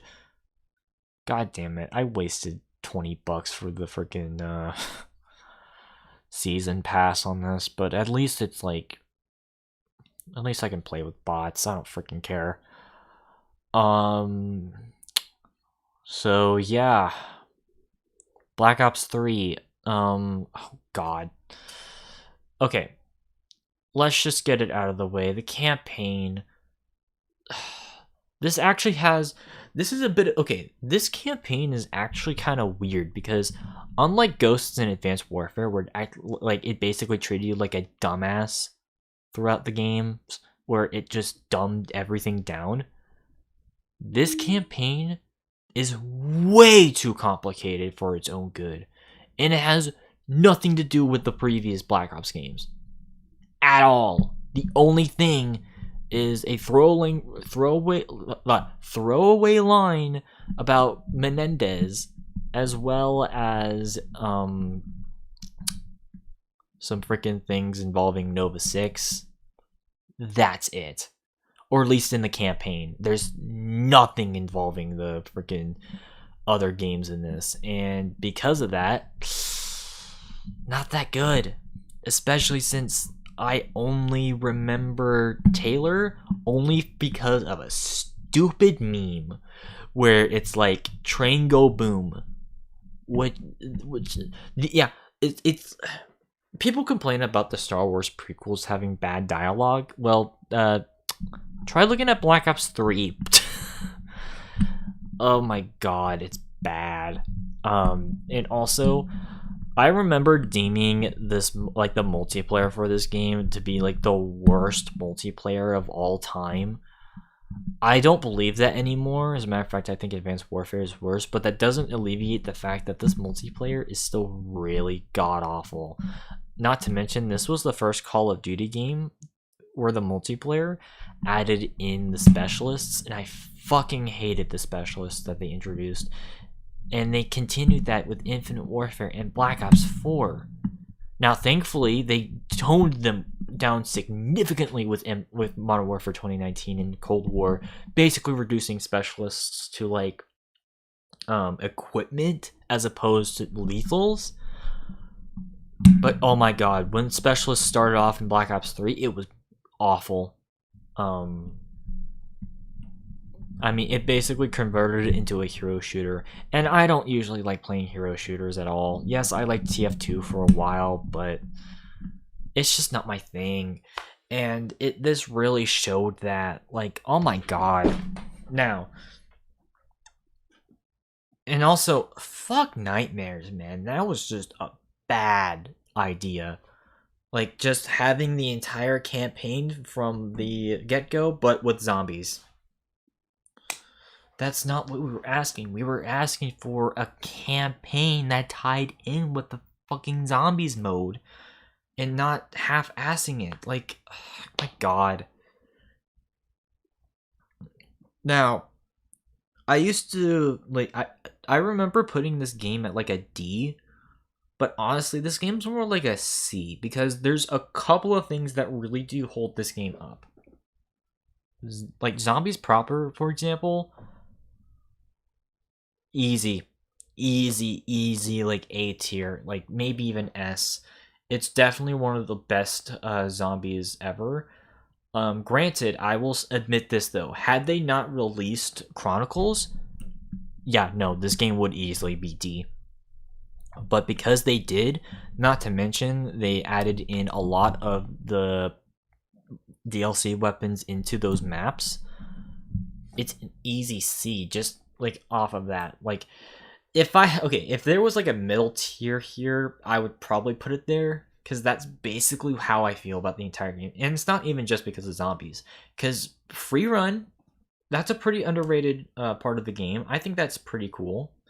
Also, Dead Ops 2, really fun. Actually, I think no, I still think that Dead Ops Arcade 1 is my favorite, even though it's glitchy as hell. But Dead Ops Arcade 2 is really fun as well. So if you can't play Black Ops 1's Dead Ops, play Dead Ops Arcade 2.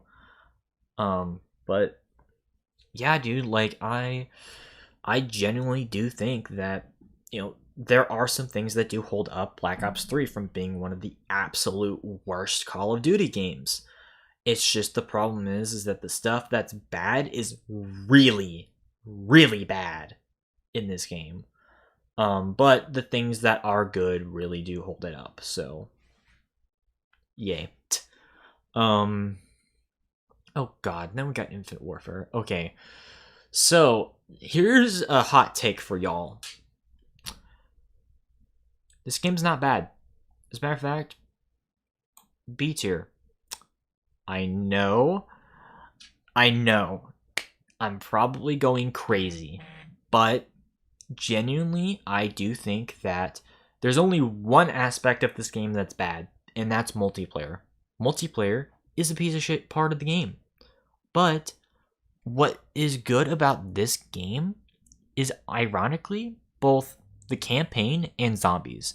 This is a better co-op / single player experience. Because the campaign, dude, you got freaking Reyes, you got Ethan, you've got the guy from Game of Thrones. Like, the characters were a lot more memorable in this game. Also, the way that there's like different like side missions, and so many side missions. There's like 15 or 20 side missions in this game. The fact that they have a lot of those really help, extend the length of the campaign, and also add a lot of tactical options that you can have with this game. And honestly, I think it's a pretty enjoyable experience. Sure, it's not as good as Call of Duty 4 or World of Wars campaigns, but for a futuristic Call of Duty game, yeah, no, this is the best campaign that they've done. And you have to give credit where credit is due with Infinite Warfare. Oh, by the way, I forgot about something for Black Ops 3. So Black Ops 3 actually does have survival mode. You have to go through it in the campaign. Don't bother. Sorry, I forgot about that. But anyways, Infinite Warfare. Yeah, no, I think that, like, genuinely though, like, because they have a lot of those like options, it's pretty cool. Now, granted, it doesn't really affect the story by the end of it, but I do think that having those like different like side missions really helped out a lot. In terms of zombies is actually pretty fun. I mean, granted, there are some maps that are easily better than others. I mean, I think Raven the Redwoods is so much better than Attack of the Radioactive Thing. God, that map's bad. But I do think that Zombies was done well enough. Granted, it sucks that, like, Lee Ross is not involved with, Call of Duty anymore, because he worked on the Zombies mode in Infinite Warfare. And I don't know, it's just a fun experience. Granted, I think that Zombies in Spaceland is slightly overrated, mostly just because I don't like the 80s. I've mentioned this before. It's just not my decade. But I do think that the rest of Zombies, for the most part, did a good job. Not to mention, it, like, even though I've never been in Mistopheles boss fight, I heard that it's the best boss fight in Zombies. Don't take my word for it, but I'm just saying. Now, the reason why it's at a B is because of its multiplayer. I mean, okay, granted, I actually think I prefer this game's multiplayer slightly over Black Ops 3. That's not saying much, though, because it has the same exact movement as Black Ops 3. Now, and the specialists return in a bullshit way, and the microtransactions, which obviously started in Advanced Warfare and got outrageous in Black Ops 3, were present in this game as well. However, there's two things that make this game better than Black Ops 3's multiplayer. being able to unlock weapons for free without spending money or getting so many COD points, and the ability to turn off the stupid jetpacks. Those two things alone make this multiplayer way more bearable than Black Ops 3 and Advanced Warfare, in my opinion. So, that being said, I mean, there's better Call of Duty games in terms of multiplayer. Although, if you want an enjoyable experience involving co-op or single player, go with this game. Like, I would thoroughly recommend it in that aspect, especially since it would help build up for the stuff that they would do with Modern Warfare. So, yay. All right. Oh shoot. Okay. This is gonna probably be the most controversial pick on this entire tier. You thought Infinite Warfare was gonna be controversial? World War II. So I will just admit this right now. The campaign is not the best thing in the world. I don't think it's god-awful like some people do, i.e. the Act Man. I already mentioned him. And this is where I disagree with him. I think that this game is thoroughly solid, especially after all the patches. Like, I feel like at launch, this game would probably be a B, but post-launch and having the season pass, A tier. I know. I'm gonna get canceled. I am going to have a lot of fanboys go after me, saying that I'm dumb and that I should go somewhere. But I don't see the problem with this game anymore. Now, I will say, like I said, the campaign can be hit or miss sometimes. I do think that there are some missions that aren't necessarily as good. Obviously, the infamous train mission, yes, I will agree, that's dumb. Like, why did they think that was a good idea? Also, the ending of the campaign was a big letdown. Like, oh my god. I mean, at least they acknowledged stuff that happened in the war. Obviously, I can't get into that for obvious reasons. Twitch. But there are also some really good missions like Resistance. And even the D-Day mission, I know a lot of people had problems with it, but honestly, I think it's a pretty decent challenge. Also, hot take for y'all, this game has one of the best multiplayers in recent years. Yes, most of the maps are 3-laned maps, and people hate that. But for me, I think that they mostly did well with that in this game.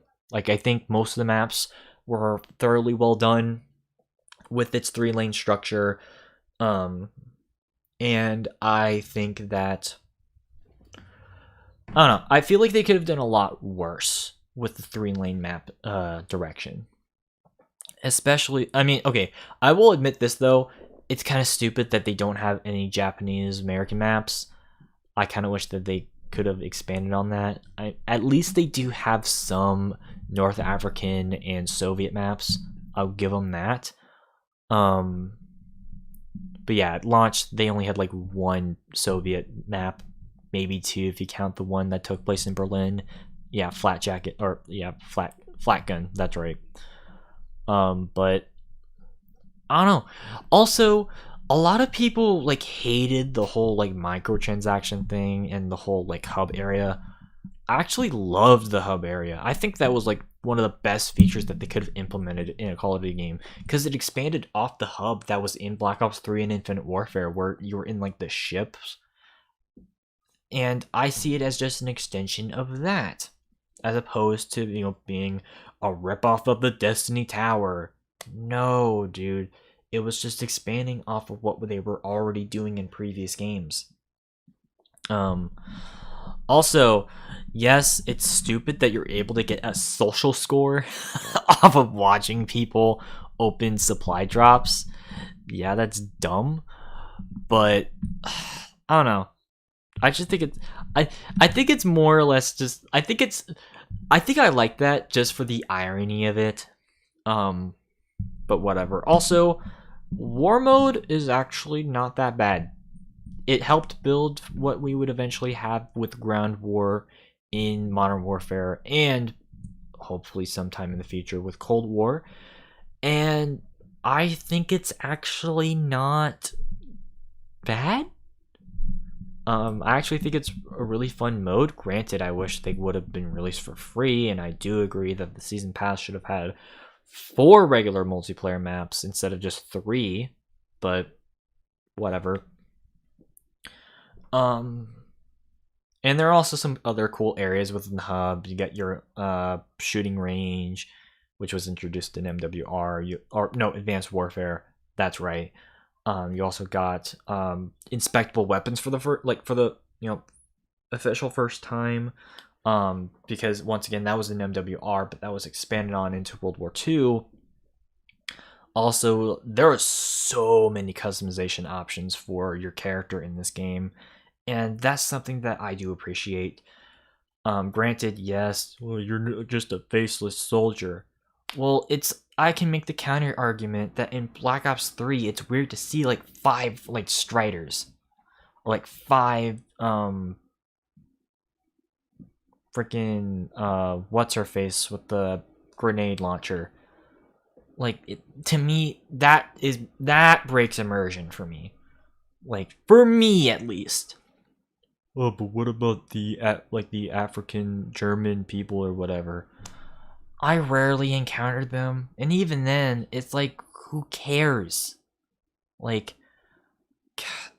I mean, yeah, it's the not so good people Germany during that time. But it's like, at this point, I just don't care. As long as the gameplay is good, which is actually good in World War II. I argue that like this game has the best gunplay. I can make a good case that World War II has the best gunplay out of recent Call of Duty games. But overall, it's not that bad. Oh, I forgot. Zombies. Zombies, once again, not that bad. Oh, but it's the worst zombies we've ever had. Where were you when Advanced Warfare was a thing? I mean, yes, I prefer Treyarch overall, but I'd rather play World War II zombies than Black Ops 4 zombies, which obviously we'll get into next, but overall, it's not that bad. It's really not that bad of a Call of Duty game. Yeah, it's not as good as, like I said, Black Ops 1. Hell, it's not even as good as World at War, which a lot of people compared this game to World at War. But it's still more enjoyable. Yes, is the map design 3-laned? Yes. But at the same time, like I said, I think it was more well done than it was with freaking, Infinite Warfare and Black Ops 3.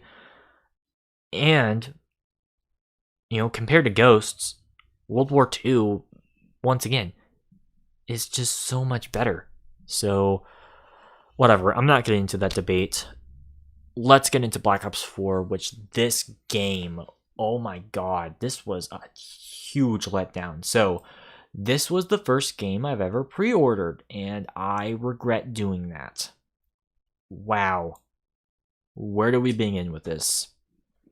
How about we start off with the fact that this game doesn't have a proper campaign. It has a single-player thing called Specialist HQ, but it's just a bunch of tutorials for the multiplayer, which has a partial story. And oh my god, it's cringe. Dude, it didn't even work with me for like half the entire game's life cycle, where it got to the point where I just gave up. Like, it was so annoying to like have to go back in, and oh my god. Now, as for the multiplayer itself, it wouldn't be so bad had the weapons were buffed, the specialists weren't a thing, and it didn't rely so much on remakes of maps. Oh, and also, didn't promote stupid game modes that were basically CSGO ripoffs.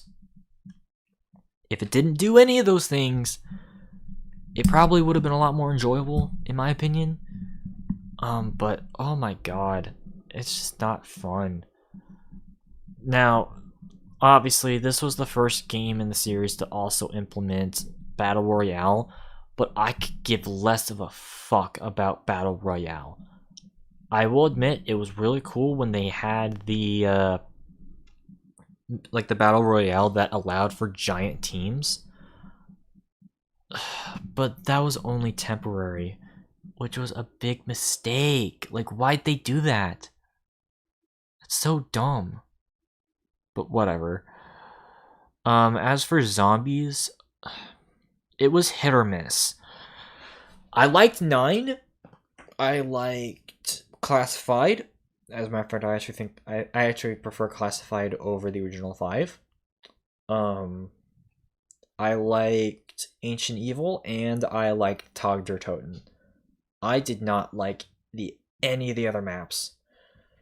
Voyage to Despair was way too big and way too linear. And not to mention, there were way too many enemies. Which, that's a general problem with a lot of the maps in this game. Especially the Chaos storyline, where they had like 10 enemies on each map, and it was ridiculous. Like, that's one of the reasons why I hated Advanced Warfare Zombies so much, is because they had too many fucking enemies. Yeah, World War II zombies had a lot of enemies, but at least they had a lot of counters to them. You barely had any counters for a lot of the guys in this game. And it was so stupid. Like, oh my god, it was not fun. Like, so, and y'all remember, I freaking hated, like, I gave up on this game after Alpha Omega. Like, I still have that goddamn rant on my channel. Like, it was ridiculous. So, I mean, okay, yeah, the only reason why this is not going F is because I did enjoy 9 and Tog and Ancient Evil and Classified just enough for me to continue playing. But oh my god, this was not fun. Also, why are they blasting that? Oh my god. Yeah, there's a cat under her. God dang. Hello. I'm sorry. Yeah, she doesn't like being held. Yes, we are definitely a cat family. I know Anakin is not here, but whatever. Come here. Oh my god. Anyways, oh yeah, Black Ops 4. Yeah, I put it at D tier. The only reason why it's not F is because of some of those zombies maps. And there are a couple of multiplayer maps that are cool. But generally speaking, this is not an enjoyable Call of Duty game. And I regret pre-ordering this. So, not worth your time. Alright, well, that pretty much leads us to the last 2 Call of Duty games, and the ones that are currently active right now. So, Modern Warfare. Now, I will admit, I actually hated this game at launch. I thought it was bullshit design where there were so many issues involving its multiplayer. And I consider this to be one of my least favorite Call of Duty games. However, or at least in terms of multiplayer, the campaign was really awesome, and Spec Ops was pretty cool as well. However, honestly, B tier. As a matter of fact, it's definitely, the highest amongst my B tier, almost an A tier. So obviously, like I said, the campaign is phenomenal. Like, they did their damnedest to make it to where this campaign was amongst one of the best, and they succeeded with, I wouldn't say flying colors, but pretty damn good job. Easily one of the best in the series. I mean, I will admit though, it is a little bit weird that they're trying to make this another, like, just like an alternate universe where it's not linked with the other games. Although I do have a theory that this is also, like, this does take place in the same universe as the other Modern Warfare games. It's just similar to Black Ops 3. The timeline is messed up on purpose. So, oh my god. That cat just went inside a little bin. But anyways, so yeah, like I do have a theory that this does take place in the same universe as MW2, 3, and COD 4. And by proxy, all the other Call of Duty games by Treyarch are also in the same universe, but I'll get into that some other time. But generally, though, the campaign was really good. The villains were a little bit weak, except for Barkov, but you know, the cast was pretty cool. Farah, and the other, Farah and Alex were pretty cool. And yeah, I don't know, it's just a generally good campaign, you know? And then, like I said, Spec Ops was really cool. Oh my god, what are you doing? Yeah, Spec Ops is really cool. Although it was really hard at the beginning. Like they eventually patched it to where it was a lot easier. Although it's still like not the easiest thing in the world, so that's nice.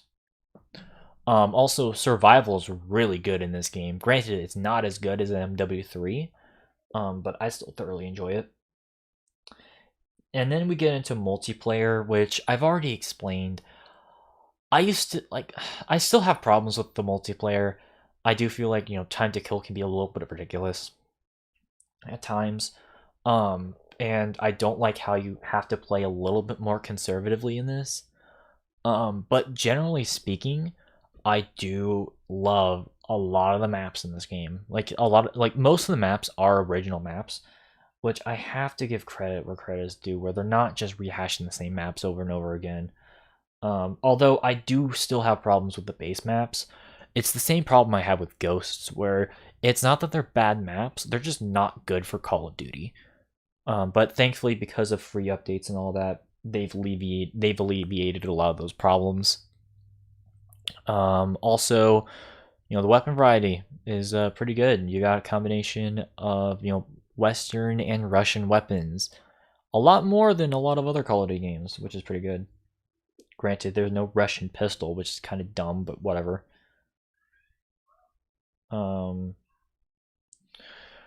And obviously, Ground War is probably like the best battlefield killer ever. I thoroughly enjoy Ground War. And that's not even me talking about what's it called? Freaking oh god, what is it called? Oh yeah, Warzone. I didn't include that as its own separate game because it's basically just Battle Royale for Modern Warfare. And because of that, I didn't include it as a separate thing. But from what I can tell, it looks pretty decent. But once again, I don't really care about Battle Royale enough for me to play, so that's just me. Then finally, we've got the current game, Cold War. Now, to be fair, this game probably is too young to determine whether it's good or not. Like, some people probably would already put it in F tier or even D tier. Right now, I'll put it at a C because the campaign in this game, excellent. I just got finished with it, last week. I thought it was really good. The fact that there's like multiple endings and even different missions that happen as a result of your choices, which I didn't even realize until I finished the campaign, which I thought was a cool concept. So yeah, no, I'll definitely have to go through that later. Also zombies. I think zombies is really cool. I know I tried streaming it yesterday, but it didn't freaking work because the internet sucks so much here. But once again, I don't blame my cousins. And then as for multiplayer, it's a solid base for multiplayer, but god damn, the reason why it's at C is that there's no content in this game. Like, it's not a bad game, it's just there's no content in it. Like, that's why it's at a C right now. And like, you can definitely tell that this game was rushed, and we've known that this game was rushed because of what happened last year, because we heard that like Treyarch was giving up on Black Ops 4 mainly because Raven and Sledgehammer, the guys that were like the studios that were working on this game, had a fallout with each other, and that resulted in basically a rushed project, like a rushed product, I mean, that has less content than a lot of the stuff that have been in other Call of Duties in recent years. It has less content than World War II, which is insulting. So, yeah, obviously that's as of right now. Hopefully it will get better as the life cycle of this game goes through, but yeah, no, it's a C right now.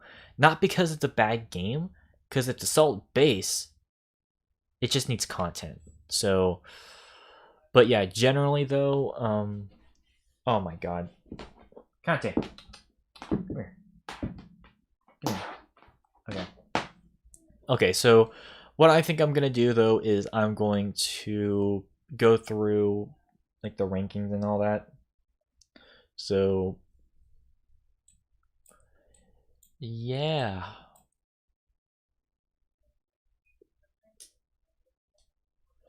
Okay, so yeah, it's thoroughly true.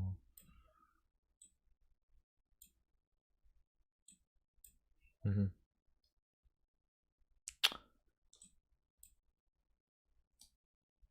Oh my god, yeah. Okay.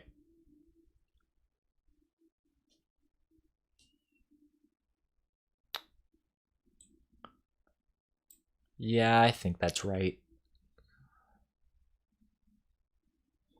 Yeah, I think that's thoroughly correct. Okay, so yeah, this is my ranking. So at the very bottom, we got Final Fronts. There's no reason to play that game. It's 3 hours long, and it's just pretty forgettable. Like, it's just not worth it. Then right next to it would be Call of Duty 3. Just don't bother with it. It's not fun. Then we got Advanced Warfare. It's just not good. Like, the only reason why it's not at the very, very bottom is at least, there is some bot action that can be fun and that you can play it offline. But oh my god, I do not like this game at all. It's just not fun. Then Borderline, both Black Ops 4 and Ghosts, both of them are pretty borderline on F. The only reason why they're not there and they're at D is because of some qualities that, Black Ops 4 has and Ghosts has that is a little bit over Advanced Warfare. I actually thoroughly enjoy United Offensive a little bit more. So, yeah. Then C, honestly, Modern Warfare 2, it's just not that fun. Like, it's borderline D for me. And because of that, I just can't recommend it to people. Black Ops 3, I think overall is more enjoyable than MW2 and is firmly safe because I do think zombies and free run and dead ops are cool, but it's the other half that really holds it back as a below average experience as a whole, even though I thoroughly enjoy zombies. So, and then because of that, I think I do prefer Finest Hour slightly over Black Ops 3. Just because of some, just having only basically an only campaign game now, having just slightly better content as a whole makes it just slightly more over Black Ops 3. And then Cold War, yeah, it's easily the best game in this entire C tier. But guess what? The only reason why it's at C tier is because it doesn't have any content. So we'll have to wait and see what entails Cold War. Infinite Warfare, is pretty much borderline B and C for similar reasons to Black Ops 3, but I just think the experience is overall more enjoyable. I just don't like the setting, or at least not as much. So that's why Call of Duty's 1 and 2, and Call of Duty's 1 and Big Red 1 are above. Actually, I think I'll put Call of Duty 1 over Modern Warfare. Because I actually think that, okay, even though the campaign is way better in Modern Warfare than Call of Duty 1, I just overall enjoy Call of Duty 1 as an experience more. But that's not knocking Modern Warfare down. It's just how I feel. Modern Warfare 3, once again, both Modern Warfare 3 and World War 2, I don't think they deserve the hate that they get. I genuinely don't think they get the hate. Also, yeah, welcome back, Dylan. I'm sorry. Anyways, like, I don't know, I just don't hate them. I don't hate MW3 and World War 2 all that much. I just think they're solid experiences. Now, they're not as good as Call of Duty 2 or Black Ops 2. That's why they're above, but there you go. And then obviously, you know, S tier for World at War, COD 4, and Black Ops 1. Because there's no other Call of Duty games that beat them, in my opinion. So yeah, that's sort of my rankings of Call of Duty games. I'm not going to be doing zombies, I know. I'm going to rename the stream once I get this done, but that's my remaster of this tier list. I'll probably keep doing this until, you know, they stop making Call of Duty games in, like, what, 15 years? Or maybe even, like, 5 years if people just don't give a shit about this anymore. But yeah, no, I'm just thoroughly, you know, I just wanted to, like, you know, basically just do a redo of what I did a couple years ago, or basically a couple years ago, and you know, see what's changed. And I can definitely, you know, guarantee you that I have changed in some of this. So, but I don't know. Either way, I think I'm gonna do. Yeah, I'm gonna link this on the chat side so that you guys can check it out. See if you guys want to make your own tier lists out of this. Once again, this doesn't include the mobile games or online or any of the remasters. It's just basically just only strictly the PC and console worldwide releases. So that's fun. Now, in any event, if you didn't agree with my picks, that's completely fine. We're all human. We all think differently. And also share, like, down, like, either in Discord or somewhere, and share your own list to see how we compare. But in any event, I think I'm going to, you know, end it here, because, yeah, this cat, yeah, Picante, that's her name. She's kind of stingy. She's actually more stingy than, like, my cat Anakin. So that's fun. But in any event, I think I'm gonna end it here. I'm not gonna do last minute questions because I kind of want to wrap this up. This is definitely the shortest tier list I've done on Twitch so far, so that's pretty cool. But yeah, once again, if it turns out that it does become a bit of a hassle for me to, like, do proper streams, like, for, like, gaming, I might just have to continue doing stuff like this. I do apologize for the change of pace. It's just not, you know. Oh my god, why do they keep to end this soon? So either way, I'll see you guys hopefully sometime soon. If you guys did enjoy, make sure that follow button down below, turn on the end this soon. So either way, I'll see you guys hopefully sometime soon. If you guys did enjoy, make sure that follow button down below, turn on the bell icon. Check out SoundCloud and Discord to share exactly what your opinions are. And if you guys can, hit that subscribe button. If you can't do that, that's fine. I'll see you like that. I'm just glad to watch this. Sorry, stumbling my words. I know. What I was gonna say, if you want to support the stream, hit that subscribe button. If you can't do that, that's fine. I'm just glad that you took your time to watch this. And yeah, I'll see you guys later. Bye.